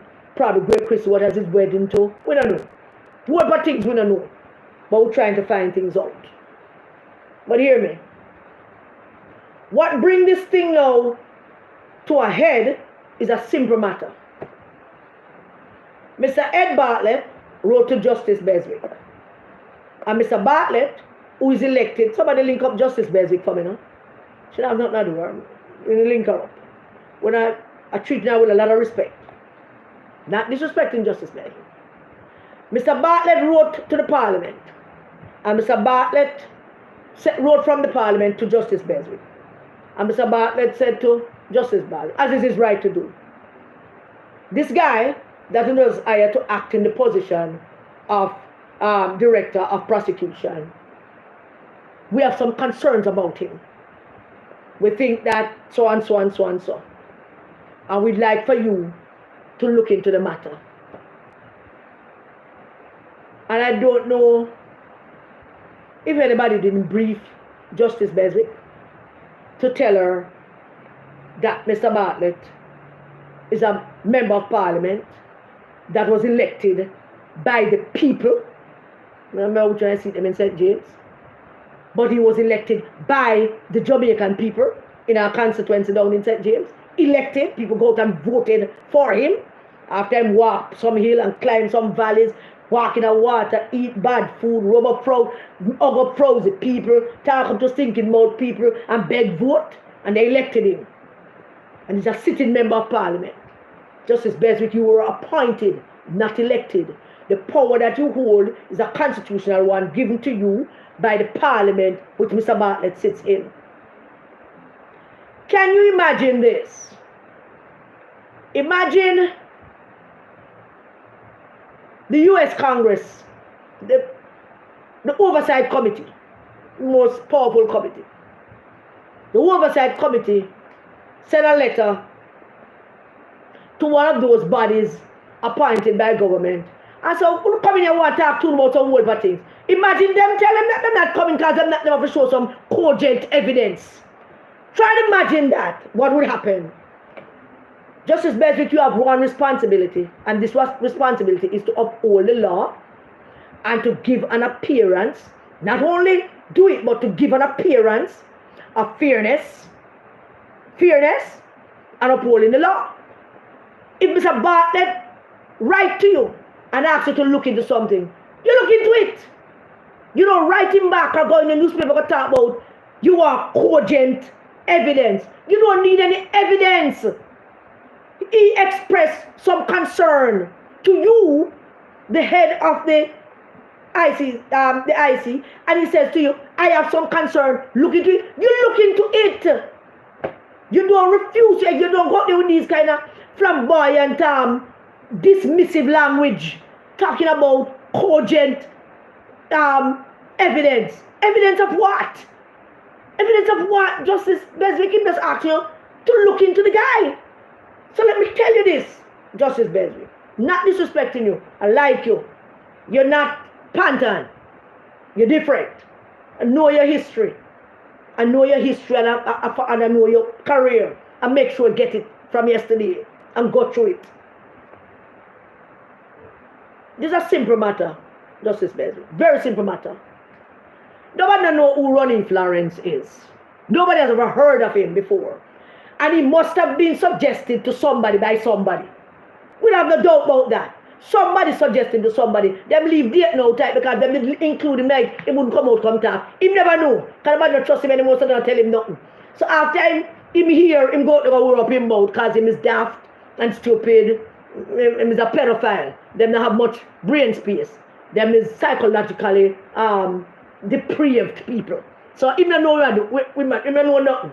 So clearly Bunting them they include him in whatever the plan is, and Greg Christie them with the plan is. But Ronnie Lawrence is his friend, Justice Beswick. Ronnie Lawrence is Layton Campbell's friend. Layton Campbell is one of those people who are walking around talking about the illicit sex and the Prime Minister will get locked up and all of the other things that was going on.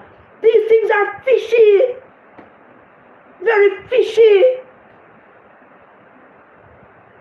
In upholding the law and giving the country the impression that you're fighting corruption. It's not about the evidence, you know. It's not about the evidence. In 2023, when one of them suggests something, I don't remember what it was with the Prime Minister, and them say, the Prime Minister, I think some private sector people said if that is true, the Prime Minister should resign. They did. No evidence was presented for that. But you know what would prompt them to say that? Is the appearance of it all. Is what it looked like, what it appears to be, that people would want to ask for the resignation of the Prime Minister based on what they were saying in 2023. All of it is about appearance. All of it is about perception. The public never, ever, ever see evidence of anything. You open your mouth one time and say something, them run with it. It's all perception, Justice Beswick. So when them come out, and I'm talking about illicit 6 and illicit 8, the public ran with that. No evidence was presented on anything. It's the same thing here. The same thing then in 2023. The same thing with the illicit 6 thing. No evidence, a perception. Them called the Prime Minister of 28 bank book. It is not true, but it was already out there. It's a perception. Justice Beswick. Justice and truth is never ever about the evidence. It's about the perception. There's a whole host of people in this country perceive the Prime Minister to be a crook. A whole host of people in this country perceive the IC to be corrupt. It's a perception created by sequences of events. And without cogent, borrowing your term, evidence, people's perception is fact, the evidence. So when the parliamentarian send you a letter and ask you to look into something, you look into it. You are obligated to look into it. Look into Ronnie Florence. What is it? Not harder than that, Justice Beswick. Look into him. You see, there was a time when this wouldn't be necessary. But we are in a political climate where the personnel, the people that they bring on into things need to be looked into. Now you want to know who you're sleeping with. People want to know who you're drinking with. Who for wedding you went to. Which party the two will turn up at. How long you sit down there talk. How many parties you attended. That is the political climate. And as a result of that, everything creates a spectrum of suspicion and perception. It is real to the people who are perceiving. It is fact. It is truth. The one thing is, so I'm saying to you, I'm saying to myself, Bartlett, answer Justice Beswick, respond to what she says in response to your letter. You're not going to sit down there and take it. You can't sit down there and take it. There is a perceived issue with Ronnie Lawrence. And if I was Ronnie Lawrence, I'd be running right now. Because there is a perception about how he got the job and why he got the job. There is a perceived thing going on, notion. There's a flat line. There is no, it's a flat line perception. He's friends with Layton Campbell. Layton Campbell boasts that he's friends with him. It's Greg Christie bring him in. We don't know. We think Bunting is the puppet master. Mrs. Prince Kamika gone. Him take her job. Him a act for 3 months. There's a perception thing going on, Justice Beswick. And you have a responsibility to look into it. Check it out. Find out what I want. You don't write back to the Bartlett's position is leader of government business. A very important position in the parliament. Second only to the Speaker of the House, I think. And Mr. Bartlett write to you and he said to you, we asked you to look into this matter. And you are asking for evidence? Where must get evidence from? He might ask you to look into a matter. A matter to do with the appointment of a man to the IC. A man that nobody knows anything about, but he happens to be friends with the CMs that command him that create this whole heap of bad perception on the IC. So you don't only have a responsibility to do it as Mr. Bartlett requests of you to do it, but you also have a responsibility to do it for your own sake and for the IC sake, because only in deep crap where the perception of the public is, we think the whole line only in the corrupt. Let me take you out of that, Justice Beswick. No, I don't mean you, ma'am, not you. The rest of them, Stevenson and Christie and him, the next one named Beswick, Beresford, sorry. Beresford, where they want to lock up Portia and the entire cabinet. All of them, there is a perception about them, and the perception is them corrupt. The perception is that I work for Mark Golden. The perception is that I work for bring down Andrew Holness. Does that mean anything to you, Justice Beswick, that you could be answering the leader of government business in our parliament, who is an elected representative, who seem to believe that everybody has power except the people who the people elect, which is not true.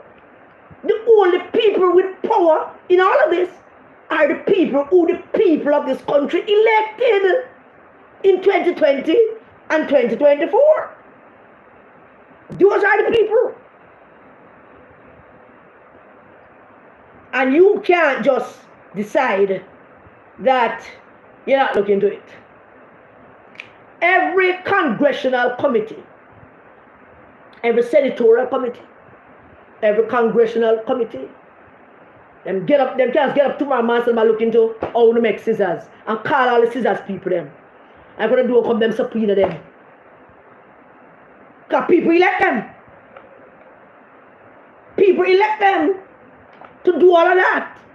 To check out how the whole of them behave. Now we only is oversight for the public sector. The IC.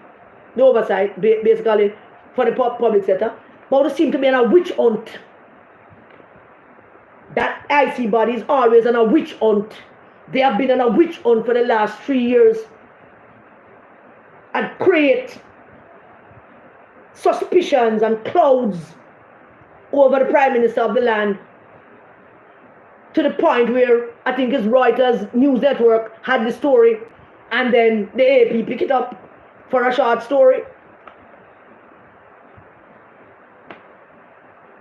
It's perception, Justice Bensley.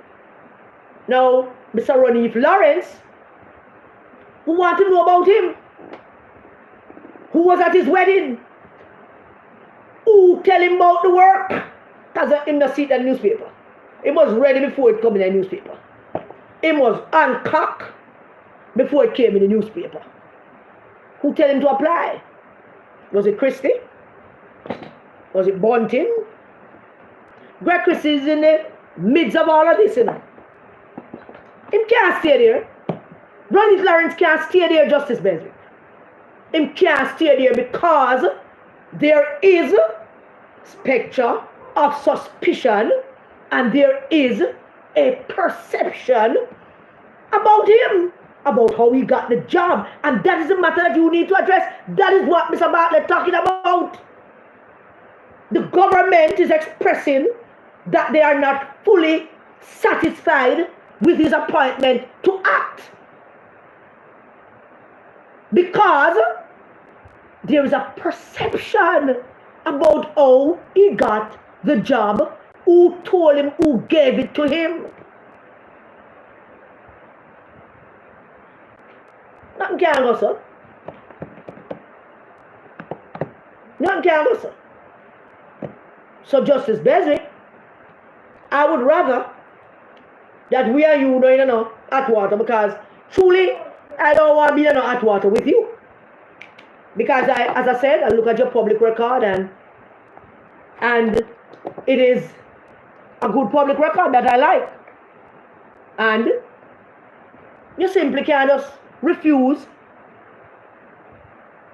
to look into it. Greg Christie is the executive director of the IC. And if the executive director recommend somebody to take up a position that maybe was not even available when him tell him, but him got him and then push out Mrs. Prince Kamika, who is not going to talk because she's an exemplary public servant. She's not going to go there and give an interview. She's not going to go talk about nothing. She's an exemplary public servant. What is Greg Christie's issue? That she never prosecute the Prime Minister. And why is that? Perception again. Because I feel that Mrs. Prince Kamika look at all that they were saying to her to go prosecute the Prime Minister, and she look at it as a seasoned prosecutor, because she was coming from the DPP office. And she said to herself, this is going to be embarrassing, because if she cannot go court, she can't win. But that was not Mr. Christie and Justice Panton and them intention. Their intention was to create the suspicions or the perception that the Prime Minister is a crook by bringing it to court. And she recognized the political and the legal implication of she bringing those cases that they was telling her to bring against the Prime Minister of the land without a shred of evidence and any chance of winning. But that wasn't their issue. They knew they couldn't win it. They just wanted her to bring it. That wasn't their issue. They knew she couldn't win it. They knew there is no evidence to support what they were saying. But that wasn't the problem with her. The problem with her is that as a little woman and a little man, long-tone man, them control, she should have listened and just go announce it. Yeah, we'll carry the Prime Minister to court. And that will be the end of it. That's all that she needed to go out there and do and say. We're taking the Prime Minister to court, and that would have been, they would have been satisfied. Because that statement would have left a perception in the country that the Prime Minister is a crook and they can't go court for lock him up. And she knew that. Without a shadow of a doubt, she knew that. She must have consulted with legal minds and to find out if this is something that she can carry to court and win. Because, Justice Basic, I said it already, I will say it again. If you're going to carry the Prime Minister of the land to court, you better have the goods. You have to have the goods. And there's a line that no prosecutor must cross when it comes to the Prime Minister. I'm not talking about Prime Minister holders. Any Prime Minister of this country. There's a line. During the entire 2024 election in the US, when Mr. Trump was going through all his court cases, all the judges involved in those court cases recognize that this is an election year, and any decision that they are going to be making will create a perception, and it will create some suspicions in the American public eye, and they were very careful about decisions they make, even the Democratic ones. So when Judge Merchant, for example, make a suggestion or make a ruling, nobody now go against it. They gave Mr. Trump full leverage or more. Mr. Trump was out there doing all kind of things and saying all kind of things. When we're supposed to say, they put a gag on upon him talk. They can't do nothing about it because it would have created a perception. And they knew that they couldn't do it. Just like how this appeals court made this decision about this man. Justice Beswick. If Judge Merchant and Alvin Bragg had proceeded to do all that the law allowed them to do in the cases of Mr. Trump would probably be in jail. But they couldn't do it. He was at the time a former president and a candidate for president. They recognized that. They recognized that should they go out and carry through all that they did, that they needed to do based on the law, and him get elected, what then? What then?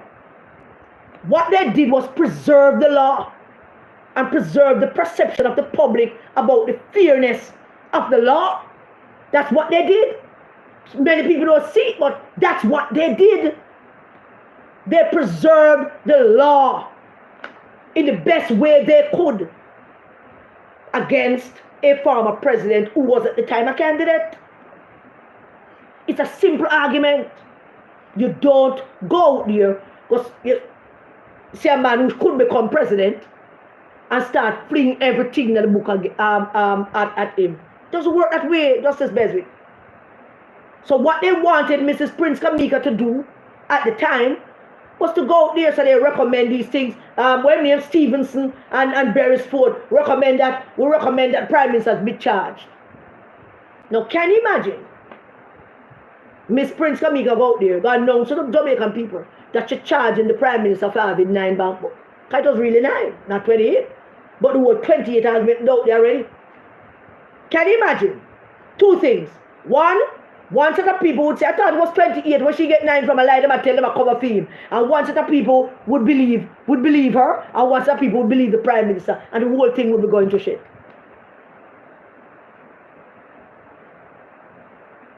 Miss Kamika recognized that bringing those 2 cases, to go announce those 2 cases in the public eye, that she knows she can't win because there is no evidence in those cases that suggests the Prime Minister did anything wrong. So she knew she couldn't win, and she knew that if she ever carried out there and if just announced it, just the word, the weight of the words would have created that suspicion and that perception about what people believe the Prime Minister is. I mean, Mark Golding and him illicit 6, him pedophile general secretary, and them illicit 6 and them illicit 8 thing did a lot of damage to the Prime Minister's reputation. Internationally. I'm not talking about Jamaica. Yes, in the country, but internationally, it did. People were sympathizing with him. People were arguing. He made more friends. People loved him more, helped him more. When they did that, When Mark Gold and them went out and talk about illicit sex, when all that excitement came up, at that time him start get popular in the diaspora and around the world. It had an opposite effect. In Jamaica, there's a perception that our prime minister is a crook. There's a perception created by this IC, Justice Beswick, by Greg Christie and Justice Panton, who believe that somebody elect them to do something. Nobody elect any of you. You were appointed by a law created by the people who were elected voted for by the people. What wrong with you? Jamaican people vote. We vote for 63 people. And some other ones in there make it up to 84 of them. Senators' appointments. Now those people that we vote for, them have the authority and the power to do what needs to be done in our interest, to protect us, to provide for us roads and water and necessary things that that government must provide. So they are elected to do that. They are also elected to appoint people like you and other people, along with the Governor General who represents King Charles III. And they appoint you to hold them accountable. It is a power that we gave them and they loan you some. But about the elect, and if Jamaican people have no respect for nobody when they elect. No respect for nobody. Who you? The first thing I ask is who you? And we ought to have respect for the people that we don't elect but have been appointed. We ought to. But this IC have destroyed every little hope that we had in having a minimal corrupted country. Because we're not looking to have none. Minimal. I mean, if we not have none, that would not be a good thing. Believe me, it would not be a good thing. But the corruption laws written by Mark Golding, the laws regarding the IC written by Mark Golding, was intended to be corrupt. It was written with an intention to be corrupt. Which is why Justice Panton and them used to provide him with all the information he need to go to make nice. And now Justice Beswick wanna hire one more of their henchmen, Mr. Lawrence. And so help me God, I want you to believe me when I tell you this, Justice Beswick. We're going to beat bad man to Mr. Lawrence without a shadow of a doubt. Why? We suspect that he is Bunting man, Mark Golding man, Layton Campbell friend. I mean man in every way. Any way you want to take it.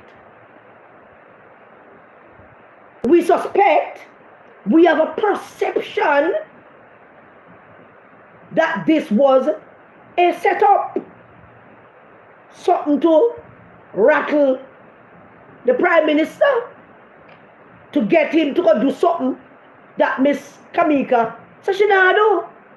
And him know, if him have any sense, that what Miss Kamika refused to do have no bearing in fact, and so he couldn't bring it forward, but he will go to announce it as Greg Christie want him to do. Because that's how Greg Christie wants him and Bunting them, just to announce it. That will do the trick. Announce it. We are going to prosecute the Prime Minister, and that's the end of that. So Prime Minister lawyer would get busy, they would get busy, and nothing would come of it, they would lose. But by then, the damage is done. They must prosecute the Prime Minister. The damage is done. And that was the intent from the beginning with this IC. That was the whole thing. Why all of that, it just tumbled down because a couple of us out here decided we're not taking a crap from you. Because about the election. And some people get brave in this country and realize that the power is actually ours, not Funo. It's our power. None of it belongs to Uno. It is ours. Yes, we don't vote too, but we're still in the minority. All of that power is ours. Yeah? So Justice Beswick, Mr. Bartlett, got his answer from you, and Mr. Bartlett should write you back. And if Mr. Bartlett ever sit down there and do write you back, He need to write about and make you understand that there is a perception that this one would have evidence. What cogent evidence? I never know what cogent mean. But I use of cogent, I mean I know what it mean. But I use it so. So you are the judge, you're bright. So I suspect that I can use it back because I use a cogent. Well, that is, but cogent evidence. We want Mr. Bartlett go do? I investigator, go find out who Mr. Ronnie Florence asleep with, who he married to the other day, how many people were at his wedding, who were the people at his wedding, who did dance, who danced with who the sir one back place to now whisper, what kind of suit them in Havana.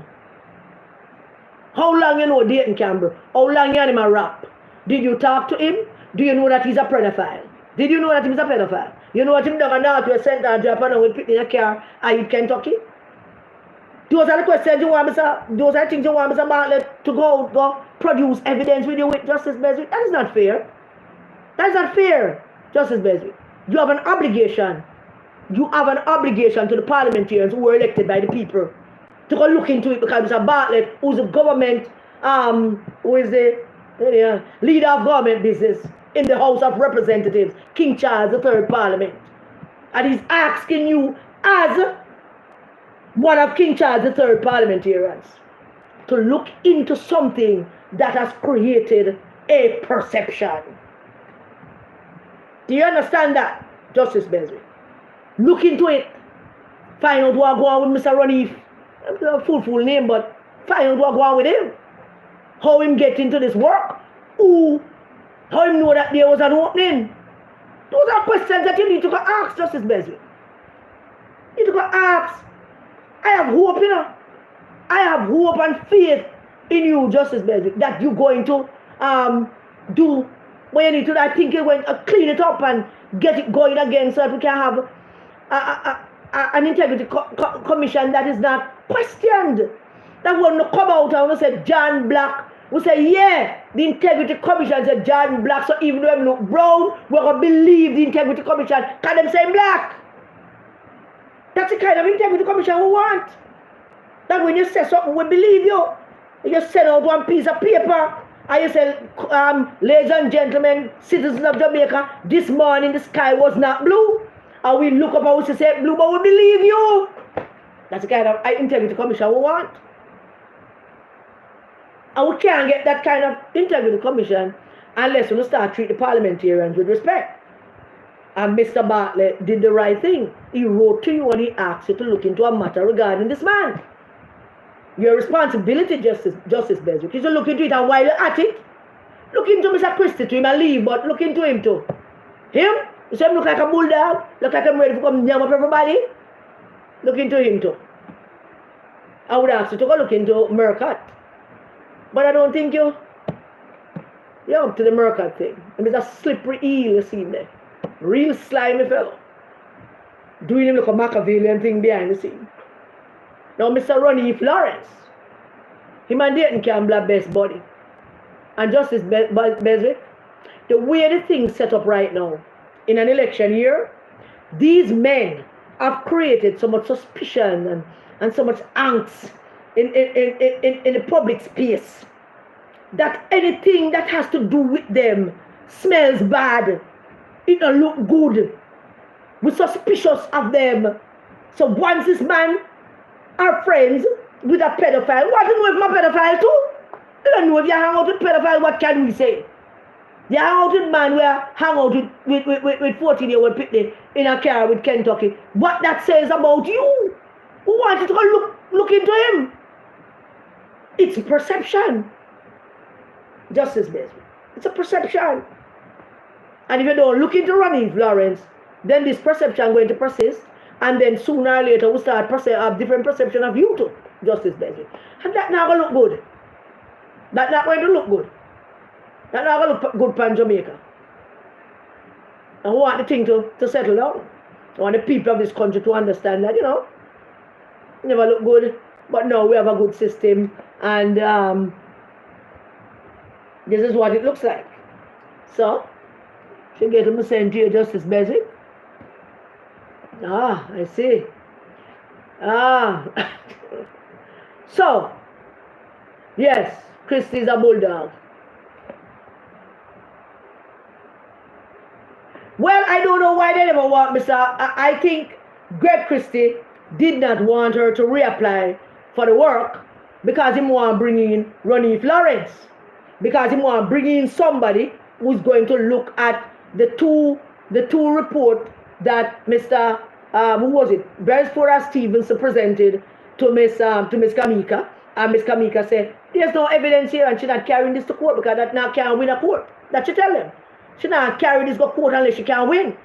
She's the director of public prosecution. She's the director of prosecution in the Integrity Commission. When she gets something to carry to court, it must have the weight of evidence on it.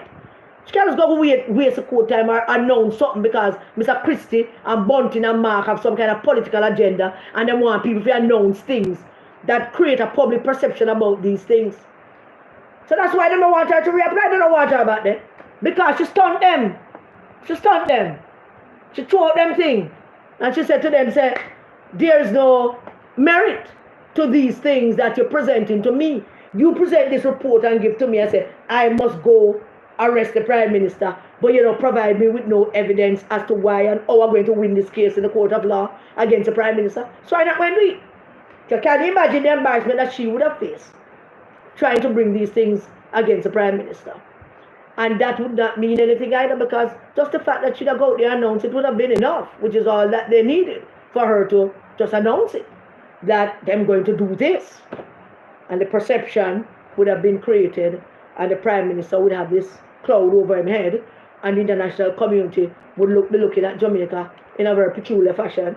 And I wonder what going down there. I wonder if we don't smoke so much ganja and drink too much red stripe beer and start, no arguing nothing. Christie is a big bulldog, he is. He is a dirty man. He is a man that should not have been on the IC in the first place. He got a friend that worked for Kaiser. I think a PJ did send back for him, you know. If I'm not mistaken, I make him, contractor general or something. But I remember. But he is a bulldog, he is. And he's a dirty man that have no business being an integrity commission. Don't forget, that Christie is the one who started to create this perception about the government from the beginning, when the man Allen and the money thing and people rob him, all that we even talk about yet, because that was a very suspicious activity. And people rob him of money, and somebody asked Mr. Christie about it, and that damn bulldog, ugly fool, they're on national television talk about, go ask the government. Go ask the government. Like somebody elect him for something. Go ask the government. So him is the one that started this whole thing. Was started with that one comment. Go ask the government. From the day he said that, there has been a spectre of suspicion hanging over the government and over the government ministers, particularly the Prime Minister, because of him saying that one thing that he said. So we need to have a situation where the IC is not seen as an organization that is controlled by Mark Golding and in praxis, and that they will do what Mark Golding. The IC is acting like its function is to take down the government. The IC is acting like its function is to ensure that Andrew Holness don't get re-election. That is how the IC have been acting for the last year and a half too. That they have one job, and then one job is to nasty up the Prime Minister. And they went at it with gusto to put out everything that they possibly can find to nasty up the Prime Minister. To create this impression, this perception of him. And that seems to be what they consider to be their one job. Now Mr. Ronnie Lawrence just came out of the blue. Out of the blue. And apparently them not tell Layton about this thing, because him decided that he might go to talk about how him and this man a friend. Not knowing, of course, that the moment you open your mouth and tell people, say that you and this man a friend, this man career done. Nobody don't want to be near him. You and him a friend for 20 years. That's a dangerous thing. So now Justice Blazek will have to ask Mr. Ronnie, do you have children? Have you ever been, have you ever molested a child? Do you have any, inklings toward 12-year-old and 13-year-old pitney. Those are things you have to ask him Justice Beswick. Because we suspect him. Remember now, we don't know if he disclosed to you or the IC that he is friends with Layton Campbell. And Layton was at his wedding. And Layton danced with his wife. And Layton bring a 12-year-old with him as him date. We don't know. We don't know those things. We need to know all kind of things to make a good, proper judgment of Mr. Ronnie Florence. He can't sit down there. Them bring him there to just do one job, and that is to reopen the things that Miss Kamika said she never do. And the fact that he's associated with these people, I can't stress it enough. Justice Beswick. I can't stress it enough. But the long and short of it is, Mr. Bartlett need to rewrite, answer, whatever, Justice Beswick, and reiterate to her that we need her to look into this. And Justice Beswick, you don't need to give no face the answer to the newspaper, to Mr. Bartlett, who is a duly elected member of King Charles III Parliament. And we know that the British government give a lot of money. I think last year or the year before, like, whole of money want to get for the IC from the British government. I would probably have to ask King Charles to start looking into that, because all in the down here do is play politics and trying to destroy the country and trying to raise all kind of suspicions against the Prime Minister who don't have the evidence for. Because if we don't have evidence, all of this come out with it. See it here, Jamaican people, see it here, see the 1 + 2 and 4 them other, so that is not right. Show us the evidence. As we have got to talk to the British government about the money where them give uno. And make nice about it, and believe me when I tell you this, Justice Beswick, the politics as it is now is one of activism, is one of, well, let me just use activism. Activism can turn anything on its head effectively. And no government, none, including the British government, would want to be giving money to an organization that is supposed to uphold integrity, whose credibility is in question. None. One complaint, and that would be enough. One complaint. And the British would think again, well, why are we giving our money to these people if their integrity is not up to scratch? And next thing you know, no integrity commission don't exist. But we want an integrity commission to exist. It's very important. Just like how we want cafe to get our money, to get the money where they need to participate in the elections. To make sure somebody not beat up somebody and people vote free and fair, and watch if the police are behave fairly. We want cafe to do that. We do. I want cafe to be in every polling station come election day. Particularly the ones that are, troublesome. But it's the same way, we need an IC, we need an integrity commission, but one with integrity. And right now, we don't have no integrity. I'm taking you out of that, Justice Beswick. But the IC don't have no integrity. And a very long letter, a very, very long 12, 13 page letter to the UK about the money that you get, to tell them that you corrupt, so you can't oversee no anti-corruption body, because you corrupt. One very long letter outlining all our transgressions. And that would be enough to start the ball rolling, to question and look into We really want to root the still But I will if I have to. I would hesitate. But I don't want to. I truly don't want to. But it galls me every time a member of parliament who is elected by the people requests something from this IC who behave like say somebody elect Uno. About me elect Uno. Who want you to do a job. Who want you to see if they can get us on the very lowest ladder of corruption. Low ladder. But if we continue this, then we've got to take it to a next level. And that level would have to be international support to point out the corruption. It's a simple matter. You get that justice better. So answer Mr. Bartlett good. And Mr. Bartlett better don't let this go, you know. Because this government tend to act sometimes timidly and behave like we're afraid of something. We're behave like we're guilty of something. If we're guilty of something, then don't do nothing but we're start behaving like we're guilty of something, and then have we out here try to defend something. But we're behave like we're guilty of something. We don't know Mark goal in evil. We don't know that he infiltrate the IC. We don't know that Justice Planter and what I'm in there that work for him and provide him with information. We don't start being so damn coward and timid. So, you write to Justice Beswick respectfully and don't disrespect Justice Beswick. Nobody should. And you ask her to look into this, so right back this face is about cogent evidence. I'm going to look up cogent. I don't know what it means. I'm going to look it up. But she want cogent evidence. You have to know respond to her.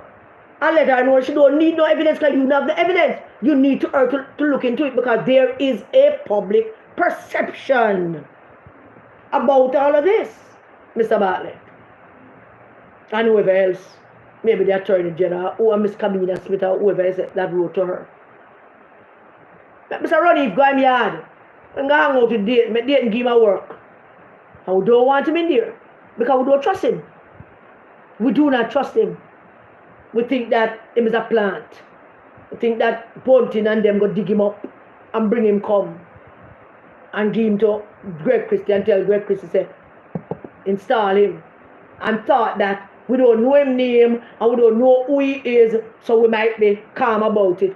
But as the universe would have it, that's how it works with the universe. When gotta work, you know.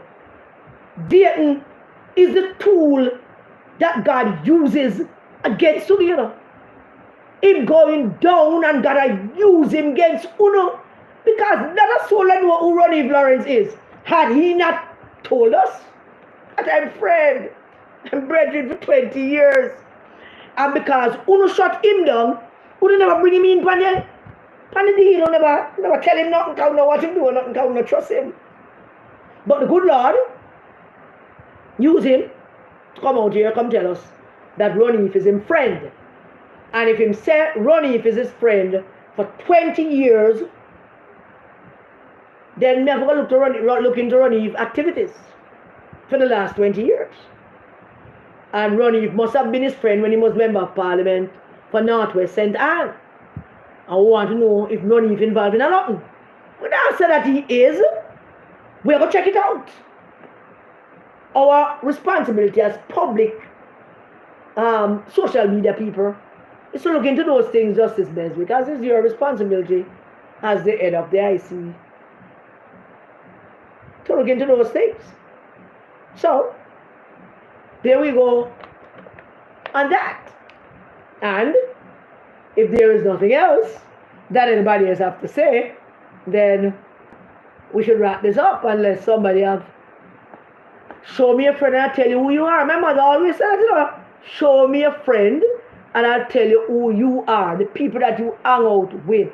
Oh yes, cogent means clear, logic, and convincing. All right.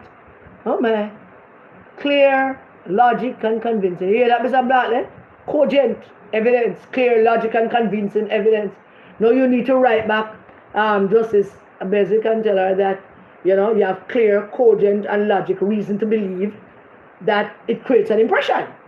And outline to her the perception and impression that it creates in clear, in a cogent way. Clear, logic, and convincing.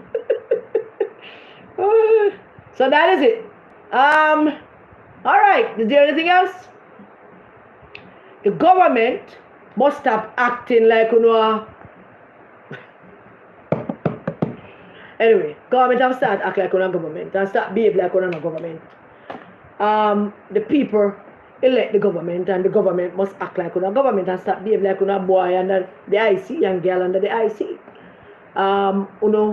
You can't appoint a body that you pass a law to a point.